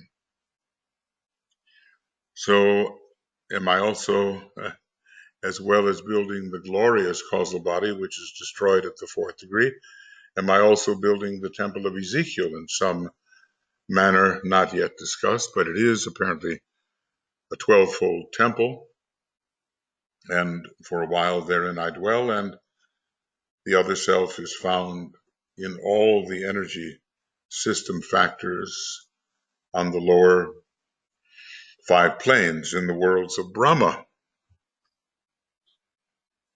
And if truth be told, and there seems to be a hint that appeared in some papers where a kind of a temple is existing on the 3rd subplane, perhaps, or maybe the 2nd of the atmic plane, and it has to be destroyed before there can be a full entry into the monadic realization and vision.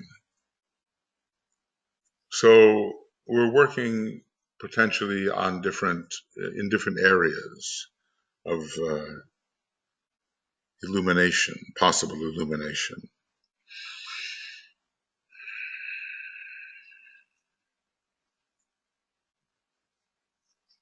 And we have to decide, maybe in our ordinary discipleship work, we are illumining both the personality and building the light content of the causal body. Now, there are other vehicles in which perhaps we can focus, and they are triadal vehicles, and we have to coordinate them because they're not immediately coordinated. I mean, around the time of the 3rd initiation, we can coordinate something that will become the monastic vehicle.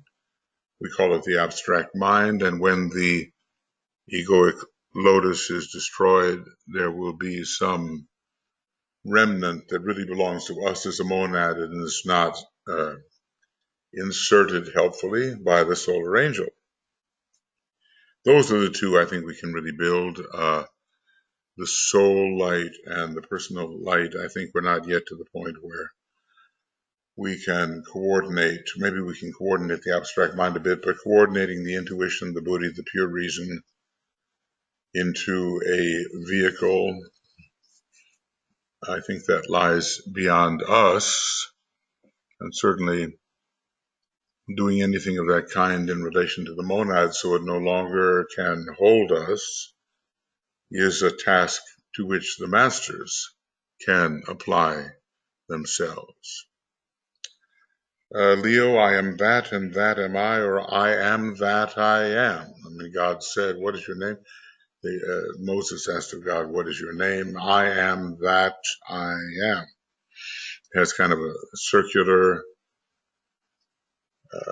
enigmatic quality to it,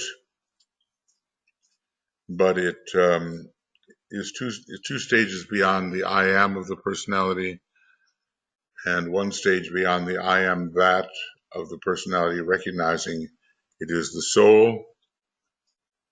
There is something that you just can't specify. It is a reality. And we just call it that because at first it appears to be other than what we are, but eventually we identify as that. So we're dealing with 3 levels here, really. The I am of the personality, the I am that of the personality becoming the soul, and the I am that I am of gathering triadal perception, becoming monadic perception. Virgo, I am the mother and the child, I God, I matter am is the triple sign. The Father is there too, as God, God the Father. I'm an M, I'm all of those 3. Virgo is interesting because it's not only the mother, but as I said, or at least my hypothesis at the moment is that Father Spirit self-observes and Mula Prakriti arises out of that observation. So this great being of divinity that works through Virgo finds itself identifying as the major 3, the mother, the child, and God the Father. And at first, let matter reign. We'll see that in a minute. And people are captivated, caught up in matter. But there's more to Virgo than that. the mother realizes that it really is the son. The mother gives birth to the son, but then is crowned, ascending, is subsumed by the son. And the one unitary spirit starts it all by seeing itself in articulation. Well, this is a mystery. I try to figure it out, and the mystery of how sight produces an entire range of divine phenomena. I don't see the darkness of matter, which is only that lasting forever. I see it regenerated at every universal opportunity. Libra, I choose the way which leads between the two great lines of force. It's kind of a mantram for the noble middle path, with, in one way of looking at it, matter on one side and spirit on the other, and the soul rises through the opposition. Consciousness is aware that somehow it is both spirit and matter. Another way of looking is that the central channel is that of the spirit itself, being, and that we have in the Ida matter and the Pingala we have soul, but that which really is the origin and essence of both of them is the central being, the central spirit, which rises and is correlated with the monad. So both are necessary when we're looking at opposites. At a certain stage, both of the opposites are necessary, and this in Libra is understood in a way you can't have one without the other. And we don't say, well, I'm all spirit or I'm all matter, or even that I'm all soul. We try to take in, harmonize, blend, and fuse all these different aspects. So we have respect for that which karma and dharma force us to confront, and we have respect for the higher energies in which we find a truer and more liberated self as our true identity. With Scorpio, now we really should be looking, and we have, on page 332 and 333 in Esoteric Astrology, where the undeveloped man, the advanced man, and the disciple initiate are shown in their reactions to the zodiacal energies. But now we're pretty well talking about the disciplic reaction. Warrior I am. Sometimes I like to say, am I? I don't know, maybe it's just some training in English literature and in poetry. It seems more euphonious to me and says the same thing, as long as we don't interpret it as a question.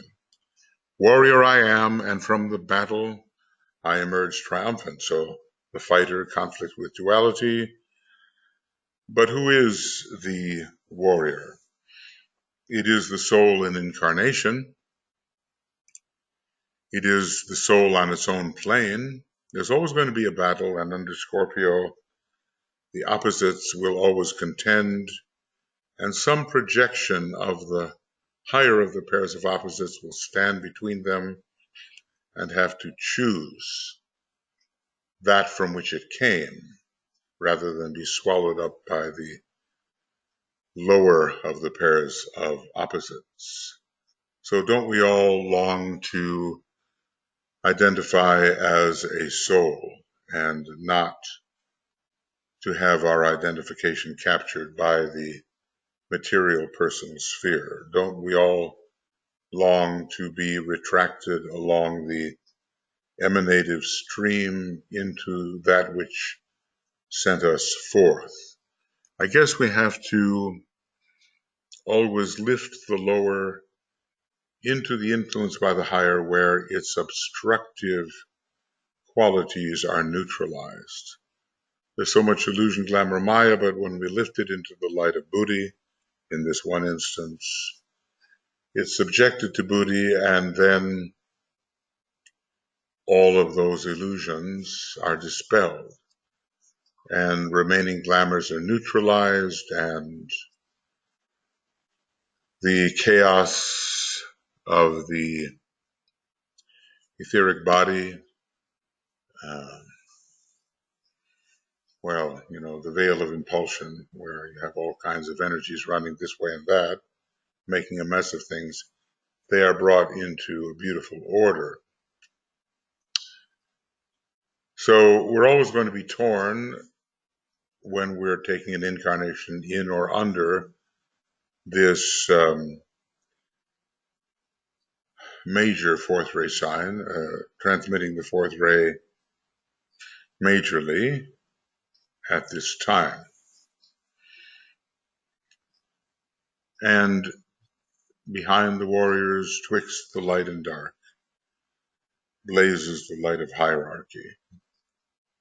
We face those whose face is as yet darkened, and we try to shed some light on the countenance of those people so they become allies of the lords of the shining countenance and do not fall under the spell of the lords of the dark face, to use the Atlantean terms, which were prominent during the great Atlantean War. Warrior I am, and from the battle I emerge triumphant. Now, all of these mantras are associated with signs which have their rays at this time, and they have their planetary rulers. So there's a lot of technicalities that go behind the scenes and together make the mantra what it is. Now, another hour has passed, and but we'll continue. As I said, I know that the transcribers are overwhelmed at this point, and when they confront a 3-hour program or a 4 or 5-hour program, they just throw up their hands. But I also have to think about my own productivity and the waiting for conversions and things of that nature, and try to get as much done as possible. And with gratitude, with gratitude to the transcribers, and appreciation of their reservations when confronted with programs that are too long. So interesting about Sagittarius ruling evolution. That's something that I'm taking in maybe more impressively for the first time. I see the goal, I reach that goal, and then I see another. It is a very forward-moving method, and the arrow which was shot into matter, there's a returning arrow one day. It goes along the line of the Antakarana, and it is the rising of the being and its consciousness out of areas of denser confinement into areas of lesser confinement, until finally the only confinement that remains is the universal ring pass not. So this is a very progressive sign, and it begins, when we reach that stage in Antakarana building that we call projection. There's a lot of Sagittarius in that, and it's one of the intuitive signs. There has to be a link between the astral body and the intuition, That bridge has to be there during the whole projecting process. And when we're at the mental unit and the retained energies around the mental unit, and when the energies of the different aspects of the soul have been gathered and they're retained within a boundary, ready for projection, and when the lower parts of the personality have risen, there's going to be another arrow shot forth from the bow, that arrow of light, that rapier-like alignment. It's going to have to do with Sagittarius, so that when we are using one of the 7 words of power, and let us say, we say, I see the greatest light, we think of the brilliant white light shot across the 7-colored Antakarana, which has been emphasizing 2 colors anyway, that of our soul ray and that of our personality ray. So Sagittarius will arrive at the new state of being. Lost am I in light supernal from Capricorn, and on that light I think, what about the word yet? What about yet? It seems that I'm remembering so much of that. Now, I could be wrong, could be wrong. Yet on that light. So some variation comes in, perhaps. Yet on that light I turn my back. Okay. And yet on that light I turn my back. But here in a treatise on white magic, it says and. Okay. But the contrast is better illustrated by the word yet. In other words, I should love the light supernal coming in from the great 7th ray. I think that's, wonder if I can find that for us. That's coming in on Dyna 2 and 7th ray supernal. 7th ray supernal. When the light of the 7 rays is blended with that of the 7th ray, a higher ray, obviously, because there are always rays over which which have jurisdiction over lesser septonates of rays, then light supernal can be known. So light supernal is having to do with the manifestation of a great light, which comes through 7 lesser instantiations of the rays, of the 7 rays. And then, Capricorn is connected with the light supernal. More of the 7th ray comes through Capricorn at this time anyway, than through any other constellation or sign. And then we've got Venus as well. That's connected with the beginning of supernal light at the transfiguration. We might say here that the transfiguration is the beginning of the expression of supernal light. Well, you might think that you want to stay there because it's so wonderful, so attractive. But then, and yet I hear their cries below, No matter where my vision leads, I hear their plaintive cries below. Okay, that's in the Capricorn solar fire ritual, in the song that is tied to this mantra. So Capricorn is always beset by this great sense of duty, and not just duty to the higher. It's a diamond, there's duty to the lower. And Capricorn, I've even noticed, that it's interesting that you rarely see a Capricorn person, unless other things are modifying it, with the nose turned upward. Maybe with Sagittarius, Gemini, you see that, Cancer, but the nose is turned downward. It's a Saturnian thing. It's the recognition of what's going on in the field of matter and care regarding the duties that must be applied to that lower field. Yet, on that light, I turn my back out of the great sense of duty that I carry. I'm just trying to pivot here just a little bit because I don't know whether this image helps or is a distraction, but makes me feel I'm with you, I turn my back and I descend into the valley, and then we have the symbol of Aquarius, mountain, valley, mountain, valley, mountain, valley. So it's the ongoing question of initiation and descent, initiation and descent. Interesting that Capricorn points downward. Of course, in another way, it's the law of elevation and the law of group progress, the fifth law of the soul.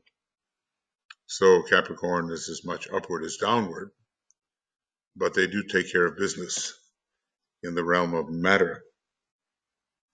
Then Aquarius, water of life, energy of life, matter of life, not just the water of the astral plane. Water of life am I poured forth for thirsty men. So all the energies really come together in Aquarius. It's a sign of universality, and we touch many, many energies and synthesize them and collect them and wisely, cyclically distribute them. It's not just the water of life dump, Wouldn't be service if I took the whole pitcher and just poured it on somebody, would it? It has to be proportional at the right time, according to cycles, right cycles. And, we do realize that Aquarius is that sign which particularly has to do with cycles and with the knowledge of cycles. Maybe that's why at least the story has it that many people with Aquarius in their chart prominent turn out to be interested in astrology, open to it, or astrologers, because they're interested in the hidden energies and they know the effect of the hidden energies as causes upon this outer world where effects appear. So water, is matter, but it's energy too. And this particular type of water stimulates the life aspect in every one that it touches. We have become so familiar with hidden energies.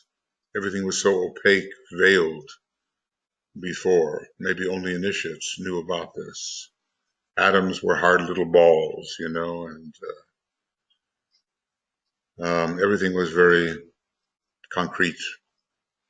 But now it's gotten so subtle, and the search in particle physics for different constituents of the atom which are not the main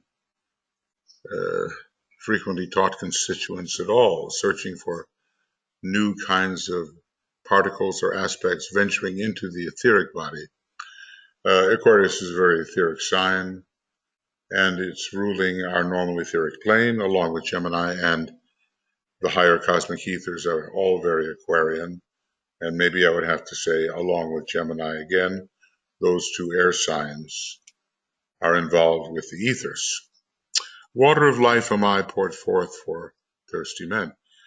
Then Pisces, I leave the Father's home and turning back, I say. It's about the great I monadic being. the monadic pilgrimage. I, the monad, at least an extension of myself through emanation, leave the monadic plane while leaving part of myself at home. My brother, there was a brother that didn't go forth and a brother who did. Both brothers of the Father. Well, it's important to stay at home too, and it's important to go forth and then return.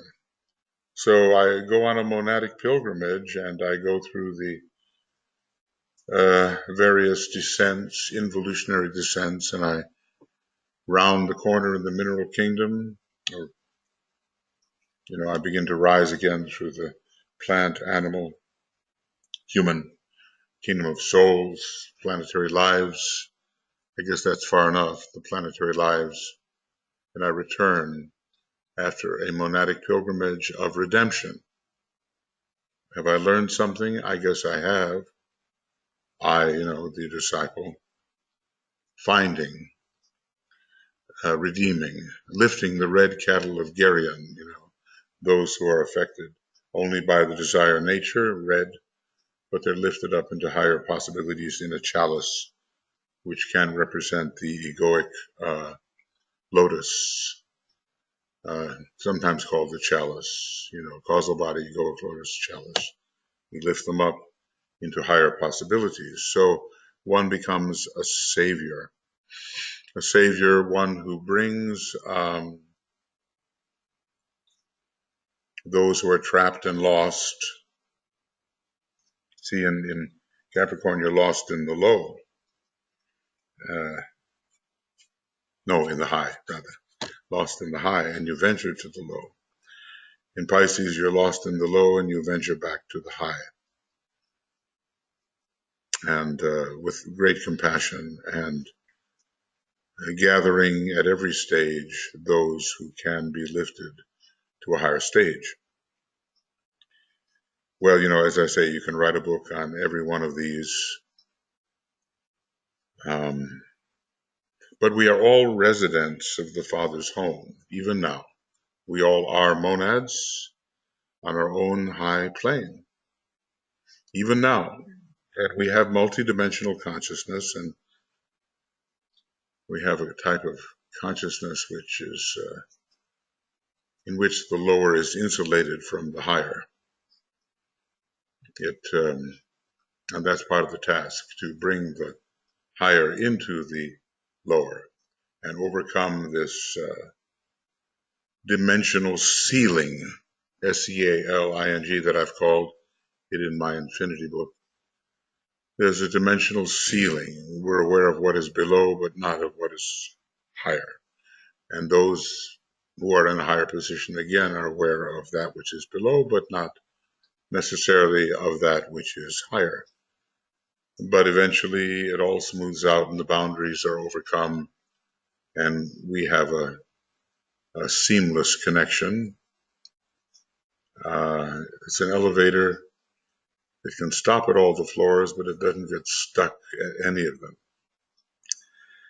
When it comes to the mantrams of the forms, or what I've called the evolutionary mantrams, the life proceeds in a reverse direction, and the work of nature is the work of nature. Now, that's not an accidental word.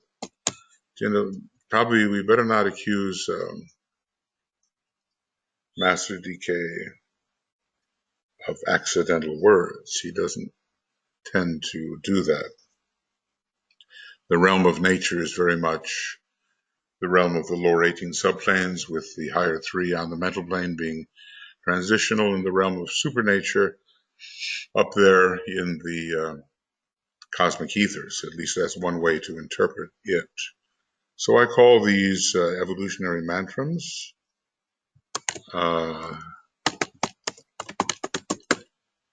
And I'm hoping in the big book commentary, I did a better and more thorough job. You can see that the end is nigh, right?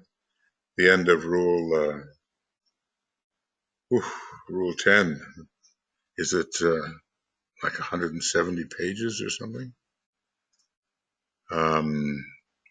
Goes to 443 up to 444. And let's just see if I do 270, where are we? Whoop, where are we? We're nowhere. Oh no, 270. Let's see, is there? Has to be, has been. Aha, I see the problem here, what I did. 270. Okay, and I just want to get rid of that because, well, this is not a perfect text. I have to admit that, you know. And it ends, what did I say, 443 or something like that? Yeah, rule 11, that's rule 11, 445. I know what we'll do. We'll just write rule 10. Rule 10. And we'll go down and we'll see here, yes, 271. Well, very definitely 170 pages or so. And that's astonishing that a rule can have so many pages. But we're getting near the end now. 271 to 443. I'll try to keep that. And even 445. So from 271 to 445. Well, a little said, the word is a prompting, maybe from the soul, and it is received maybe instinctually. At this stage, nobody's thinking, not in that early Piscean incarnation anyway. We say the first incarnation is taken in a group sense in Cancer, but in an individual sense in Pisces. They go forth into matter and get swallowed by the whale, you know, the whale of all these energies, and you can't find your way. But at least take the plunge into the lower worlds as a human being, and thereby learn. The soul in incarnation within you is learning about all that you might encounter, and your sensitivity will grow over the years. Aquarius, and the word said, let desire inform be ruler. There's such a selflessness in the developed Aquarian where you're giving all in service, but here you're desiring all. And you're not just going forth into matter, you're seeing, look at what I might have, what I might possess. These contacts are for me. It's different than the contacts being for others. In other words, you become the man for others in Aquarius, and even more so in Pisces, and you give of everything you have. To those who give all is given. But in early Aquarius, I take the shower of water poured forth and I turn it upon myself, and all of this is for me. Capricorn, your ego is consolidating in a lower sense, and you want to be number one. You want to be above others and rule others so that you are no longer vulnerable to others and to circumstances. So it's a self-preservation that is occurring. Let ambition rule and the door stand wide, not narrow, okay? The door of initiation is fairly narrow, except when you grasp the hands of your brothers. There's some nice old commentary on that particular act of going through the door which was too narrow for you before, but going through it now, it's a wide door if you are with your brothers and sisters. Okay. Let ambition rule. You see a high goal which puts you in authority and gives you power and reduces your helplessness and your vulnerability. And it's the primrose path in one way, and the door to greater possibilities and greater power stands wide open. With Sagittarius, you're hunting for nourishment. At first, it's simply the hunter, and you need to be sustained.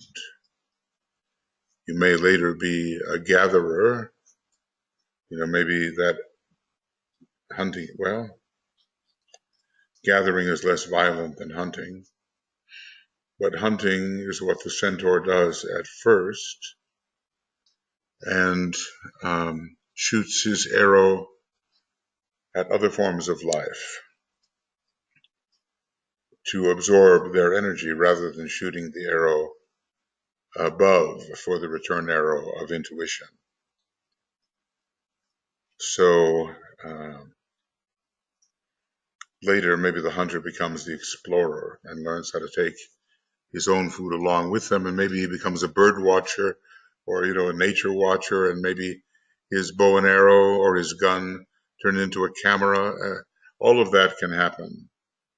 But in the beginning, you have to hunt for a living. I've seen those pictures, it's in the fancy of the artist, but we have a group of primitive men with whatever they've got as instruments, as weapons, taking down an elephant, taking down a mammoth. What a dangerous task, and maybe how necessary, but it also teaches the group work. There's a Martian quality to this let food be thought, and a Saturnian quality to ambition ruling. And, Aquarius has many planets ruling it, and the first is Uranus, which is a sacred planet, not necessarily easily applied here. But, Neptune is the planet of longing. Neptune has a place in the Aquarian dynamic, but is appearing later as a veiled planet. And, will Jonah swallow the whale, or will the whale swallow Jonah? In the beginning, the whale swallows Jonah, and one is just overcome by all those energies which one does not understand. Scorpio, let Maya flourish and deception rule. Well, here we have a lot of Mercury,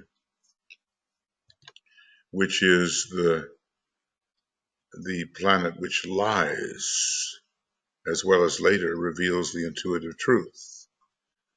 And the many aspects of illusion are before us, and we are deceived by them, and we deceive others. Scorpio hides many things and does not bring into the light until later, when in the sequence of meditative stages it rules illumination. It's so interesting, this sign associated with darkness and death ruling equally in the meditative stages, with Taurus ruling the coming of the light. But it is intuitive light, and Scorpio does rule the intuitive plane, but not at this point. This is all about deceiving and being deceived. And promoting the illusion. The Black Lodge came along with a kind of Capricorn and Scorpio tendency in the negative sense, and they fed desire and promoted desire and curtailed freedom and made slaves out of people. I mean, all of those are potentials of Scorpio and Capricorn. I mean, when you have power over people, I was just thinking, I mean, every once in a while, something about World War II comes across my screen, having somehow more and more felt some kind of participation in that. And I saw some of these dictators, and influenced as they were by Capricorn. Hitler with the Capricorn moon. I think Goering was a Capricorn, maybe not as bad, says the Tibetan. Who was it again? Tojo, Capricorn. Infamous warlord, There was another one I just had in mind, but it just slipped. My friend Philip Lindsay did an analysis of some of the major Nazi leaders and found how many of them had Earth signs and even Capricorn moon. Hardness is there. So you put people down, you make slaves of them. Well, when you look at Stalin, he has that Capricorn look. Somehow he seems to be born in the last degree of Sagittarius, but there's something going on there that relates to Capricorn. I don't know. I wouldn't be surprised if he was born in the first degree of Capricorn. He has the look. The old saying is, if a person doesn't look like their horoscope, well, you don't send them to a plastic surgeon, but you certainly change the horoscope. Well, so there's a lot of cruelty when you get the combination of Capricorn and Scorpio. And I guess one of the cruelest people in modern history is this Count Vlad, the Impaler, as they called him. Well, you just can't even discuss such a person. But again, it appears that Capricorn and Scorpio are found together, deceiving, enslaving, murdering, the consciousness. So those two signs, which are so prominent in getting a person into hierarchy, are also interestingly used by the Black Lodge to destroy their possibilities. With Libra, a point of balance has been made, been achieved, and you wake up to the fact that you have a mind and you can go one way or another. Now, this is an ascending series of choices, and we're not talking about the sixth initiation here, although I do believe that Libra is involved in that, sort of deciding which path upon which you continue your evolution as a monad. But even early on, Libra stands in the center and has to decide which way they will go. And for a long time, and for people like ourselves, it's, do we move closer to the soul, or do we fall back into a more material sphere? But we're just learning about Saturn's work as a choice maker here. Now, some people choose not to choose, and they simply stay in that ambiguous state, which is neither spiritual nor strictly material. And some of the early qualities of Libra have to do with fiery passion. I think, you go to esoteric esoteric healing. No, I'll get it yet. Esoteric astrology. And we go to page, let's say, 333. And we see unbalanced fiery passion and human love. But it's kind of hard to relate that directly to let choice be made unless we're talking about choosing, which partners to partner with. Virgo, at first a very material sign. And the word said, let matter reign. And so for a long time, Virgo people are very captivated by the garment of God, we might call it.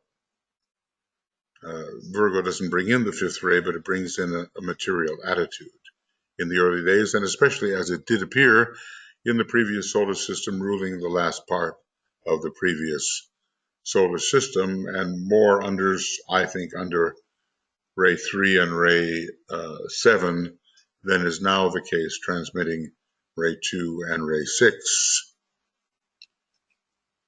So, you just get involved in all kinds of petty little things and frankly don't see the forest for the trees.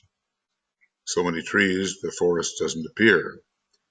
And there was a man who had a certain glamour, and I can't remember what it was, but he was a prominent fifth ray type, but it's like the glamour of preoccupation, or the glamour of preoccupation with the material inconsequential or non-essential. And you do see that engrossment in material detail among many Virgos. And of course, some of these things we carry with us as we move forward into our higher spiritual possibilities. We don't necessarily get rid of them all so fast. They can be vestigial. They can remain with us, just the way the rays of previous times remain with us. I mean, you can't be a first or second ray soul until the first initiation is more or less in sight. So let's say for the second ray, you've been on ray 6 or ray 4, or maybe, who knows, as in the case of the Christ, maybe on both of them sequentially. Well, you're going to still have those characteristics in first ray types. Well, the seventh ray seems related to the first ray, and when you change or elevate your rays off the seventh, it goes to the first, maybe under special circumstances to the third, as when Master R was involved in moving his ashram onto the third ray. But there's a lot of power people who really carry, like for millions of years, that tendency towards strict organization. So one's previous activities under a different ray, which led to the ray that one is now functioning upon, create a conditioning which is evident. When it comes to Leo, let other forms exist. Okay, I rule. They do exist, but one does not respect them particularly. One has always to be number one, and I dominate these other forms. Well, maybe it's a way of increasing your own potentials and developing your own abilities as a ruler, but of course it's extremely separative, and Leo bringing in the fifth ray and the first ray, both of those rays have very separative potentials, especially in the early days, before three minds are uniting and before the sense of synthesis on the first ray is taking over. So there's no question about who's in the dominant position here. It is the I, the little I, and the relationship to other people is exactly that, seeking how you can dominate them. And maybe some of that, as I say, carried through even when you're working on I am that and that I am. Cancer, let isolation be the rule, and yet the crowd exists. Well, you're walled off within that shell, very concerned with your inner process, and you haven't had too many shell crushings yet, perhaps, that have made you sensitive. But people are not governed by individual streams of thought. They're governed more by emotional and instinctual impulses, which are shared in common, and thus the crowd, thus the mass consciousness, which is shared by all, because they are not individual thinkers. They don't even think yet. I mean, maybe they're much more involved with the irrational aspect of man, the emotional and the dense physical. And yet they can't really contact the other in any deep way, can't really know the identity of the other. They don't even know the identity of themselves. They all share a certain tribalism under Cancer, and everybody has to be somewhat uniform or be thrown out or killed or something. So there is an aggregating of people together, but they don't have intimate relations. Psychologically, they are isolated. Yeah. Gemini, there's not too much to say about it, and the word said, let instability do its work, and that's carried over to, you do find the flighty Geminis, or when that sign is prominent, but there's no settled position, and the work is to acquaint the perceiver with many different situations and qualities, so you become aware of what's going on around you, the environment, You see all the different things that are happening. You don't yet put it all together in your understanding, but at least you've encountered it. So the encountering of the many, and later it has to be organized either under higher Gemini or under other signs. But don't expect constancy and don't expect endurance. And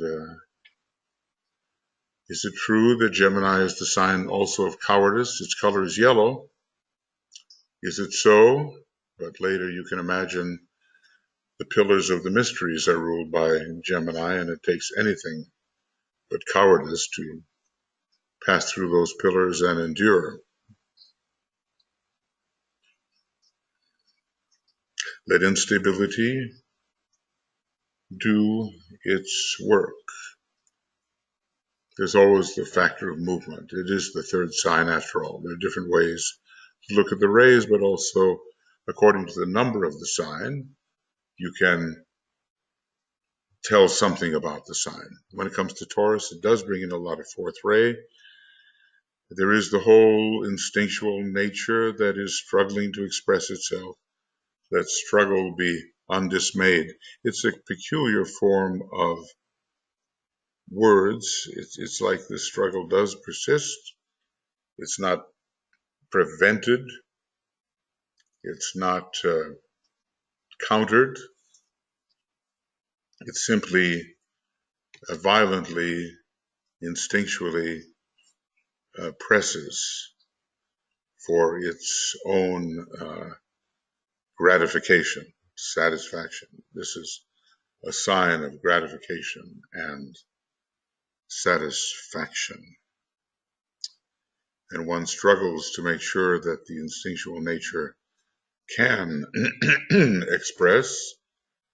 One owns, one takes, one is proud, one dominates. And does anybody see this struggle? Well, maybe more so than in Scorpio, where many things can be hidden for a long time. But the conflict eventually approaches the light, and in the light, unification is seen and understood, and this frictional approach ends. And then one becomes a great beacon of the light. You don't find this struggle Well, maybe in a way you do. I was thinking about the Buddha, not in his teaching to people. You don't find the struggle, but you do when he was confronting the hosts of Mara. But this is too early for that. Later, the great light that he is and was confronted the scorpionic Mara, and all the flourishing of illusion and Maya. All of that was seen through because of the great light. But as I say, for these types of mantrams, we're not there yet. The instinctual nature is simply struggling for expression.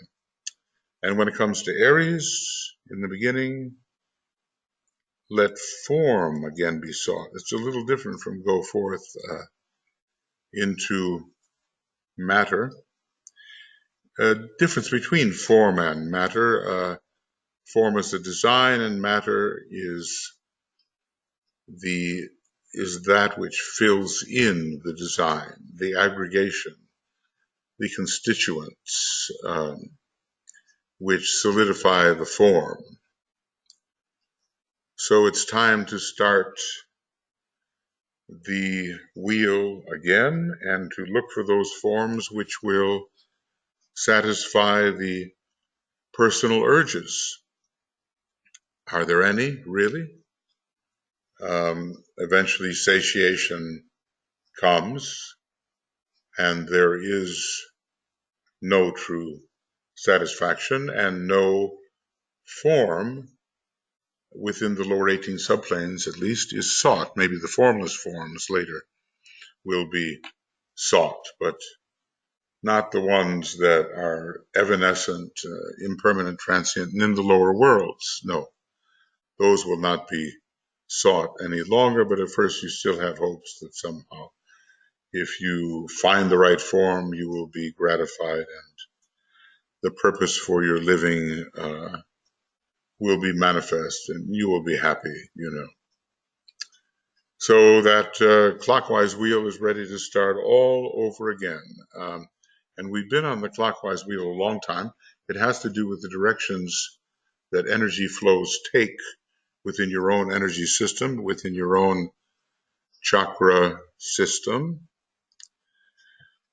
And they reverse, at first the higher energies can go straight through the impact of extra personal, transpersonal energies can go right through your higher chakras and anchor in the lower. But later, there is stimulation of the higher centers by those extra systemic energies outside your system, outside the solar system sometimes, and the lower energies are caused to reverse and rise into and re-stimulate and add to the higher chakras, which are already being stimulated, and the lower chakras arrive at a stage where they can sustain themselves, but where they are not the center of attention. So it's the reversal of the wheel.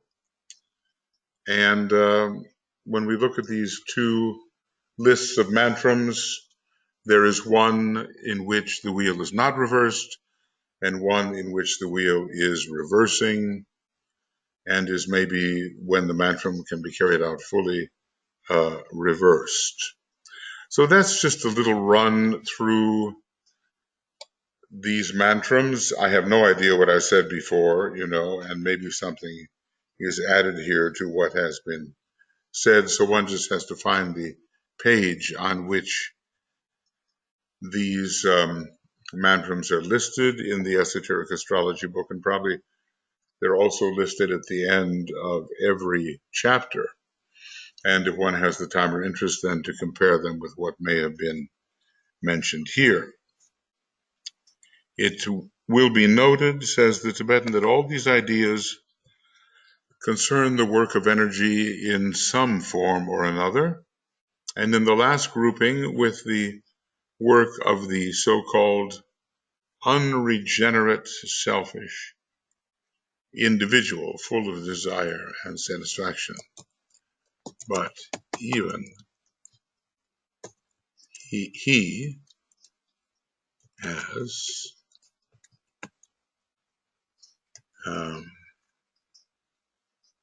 has the energy. Even the lower being has the seed of achievement, because essentially he is that being. So even he has the seed of improvement, and these are, I call them evolutionary mantrams.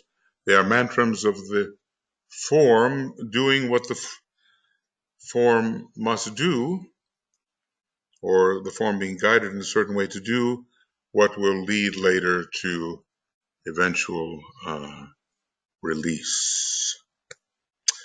The group of mantric words used by the aspirant in the power of his own soul are positive. So basically, yeah, if we go through these sort of negative mantrams, we get tired of them and we turn them around, we reverse the wheel. I guess that's the point I was trying to make. We reverse the energy currents in our body. And of course, it doesn't happen overnight, and there are those transition periods just as difficult. We're in a transition period now between Pisces and Aquarius, and when you're at that stage between the phases when the lower chakras capture the majority of energy, and the later stage when the higher chakras capture the majority of energy, and you're right between, there's going to be turbulence and turmoil. Humanity is probably there right now.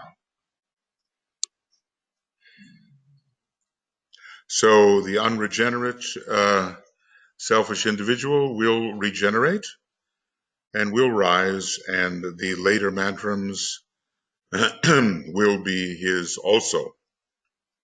It seems needless to deal further with the various types of force, and we shall now turn our attention to Rule 11. What we have done, he's talked about the force of the planetary logos or energy, the force or energy of the planetary entity. Then he's talked about all of these ambient energies, which are so multitudinous, and they are impinging upon the disciple, and we have to handle all three. Okay, well, Rule 11, and it's about 60 pages long. I just don't know how long that will take. But let's just see. I'm going to end this program here.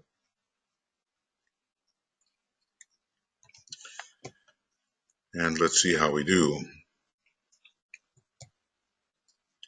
and where we are. 443 and 445. Okay, let's see how we do.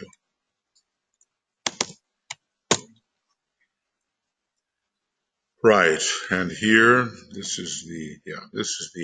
Okay. And if I were to go to page 444, what would I find in a treatise on white magic?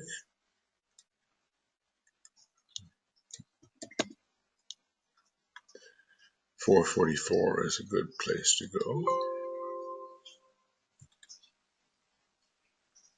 Okay, 444, treatise on white magic. Oh, goodness. What's going on there? We should be able to do that. No hits. Let's try 445. Something went wrong in the transmission, and it does seem that we do have a 445 and no 444. Okay, well, we'll just let that be. So, looking at how we conclude this, this has been number 53. It takes us from 437 to 445. And it is Rule 10, and it is the 37th program on that. And we're no longer on Rule 10. We're going to start Rule 11. I thought it would never end. 170 pages. And this is the 13th, and we begin on 445. Okay. I think that should do it. And oh yes, we start with program number 54 in general, and there's one more rule for rules of magic for the astral plane, or rules for magic on the astral plane, and we're ready to go. Well, friends, and I know this picture is totally useless now. There's so much sun in this room.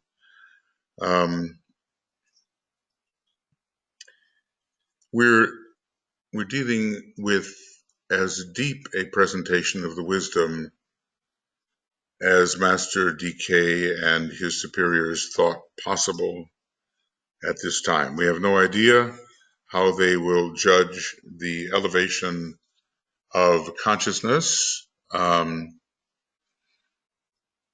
between the last writing in 1949 and the writing to come in 2025, approximately 75 years, approximately. I mean, we don't know, maybe the contact will be made with whomever will be the amanuensis, if that's the way it's going to work. And then we don't know when the books will be published. Will it be an early book published, or will again people be drawn into an esoteric school of some kind and offered lesson sets, which later will be collected into a book? But we do have the promise, the assertion that a new installment, the third installment, is on its way. And our duty, or at least I consider it an important part of my orientation, is to look at what has been given through Blavatsky, but especially now through Alice Bailey, and try to make as much of a synthesis of that gift as may be possible. Now, there's no way we're going to absorb all that has been given. He told us, I have given you more than you can ever absorb. Well, that's almost like an understatement. You begin to read, and your estimated percentage of absorption goes down and down and down. If I used to think maybe I'd absorb 5%, maybe I'm down to 2% or 1%, you know. Main ideas, yes, perhaps, but many, many details still wanting of absorption and still more wanting of application. So in this era of the forerunner from 1965 to 2025, we have a few years remaining. No use. The sun's going to block me out here. We have a few years remaining, only a few years. And we're called upon, just like the hierarchy in a way, they're learning all about Shambhala and moving steadily towards the external plane to appear to humanity, work with humanity openly, so as to prepare for their role in the actual reappearance of the Christ. He's not going to appear before the hierarchy has located itself in the 5 major centers, has begun to gather its initiates and disciples around the masters there positioned, and has begun to relate to those in those major centers and to be appreciated as offering good counsel and light by those in power in those major centers, only then will the Christ be in a position really to appear. Only when there has been that measure of sharing and the measure of peace and the measure of house cleaning, and also when the masters have done their work. So you can understand that the masters will be involved in helping with the peace and with the sharing and with the house cleaning, and they will be respected. Now, right now, it's not even believed that they exist. So how long do we have? Well, we know we have, I think we have at least 100 years to the year 2117 at least, because that's when the true age of Aquarius will begin. And the vernal equinox will be aligned with the 30th degree. I said something I think incorrect the other day. The vernal equinox is starting at the, what can I say? Let's just say that tropically we start at the beginning of the sign, but we regress, and the very first alignment of the vernal equinox with the new constellation occurs at the end of the constellation involved. So if it's the day of spring and it's the first day of tropical spring and we're beginning a new age, that vernal equinox, that day of spring, is aligned with the last degree of the sign into which we are entering, and that would be Aquarius. They don't line up degree for degree. If I gave that kind of idea, I was incorrect, or I had lost my mind for a short period of time. Okay, well, friends, now I may make this available to you on YouTube. On YouTube we have quite a bit, and even somewhere in the mid 40s we have that many programs on a treatise on white magic, and also to a degree on Makara. And now we have one more 60-page rule, and then we'll be finished with the rules for the astral plane.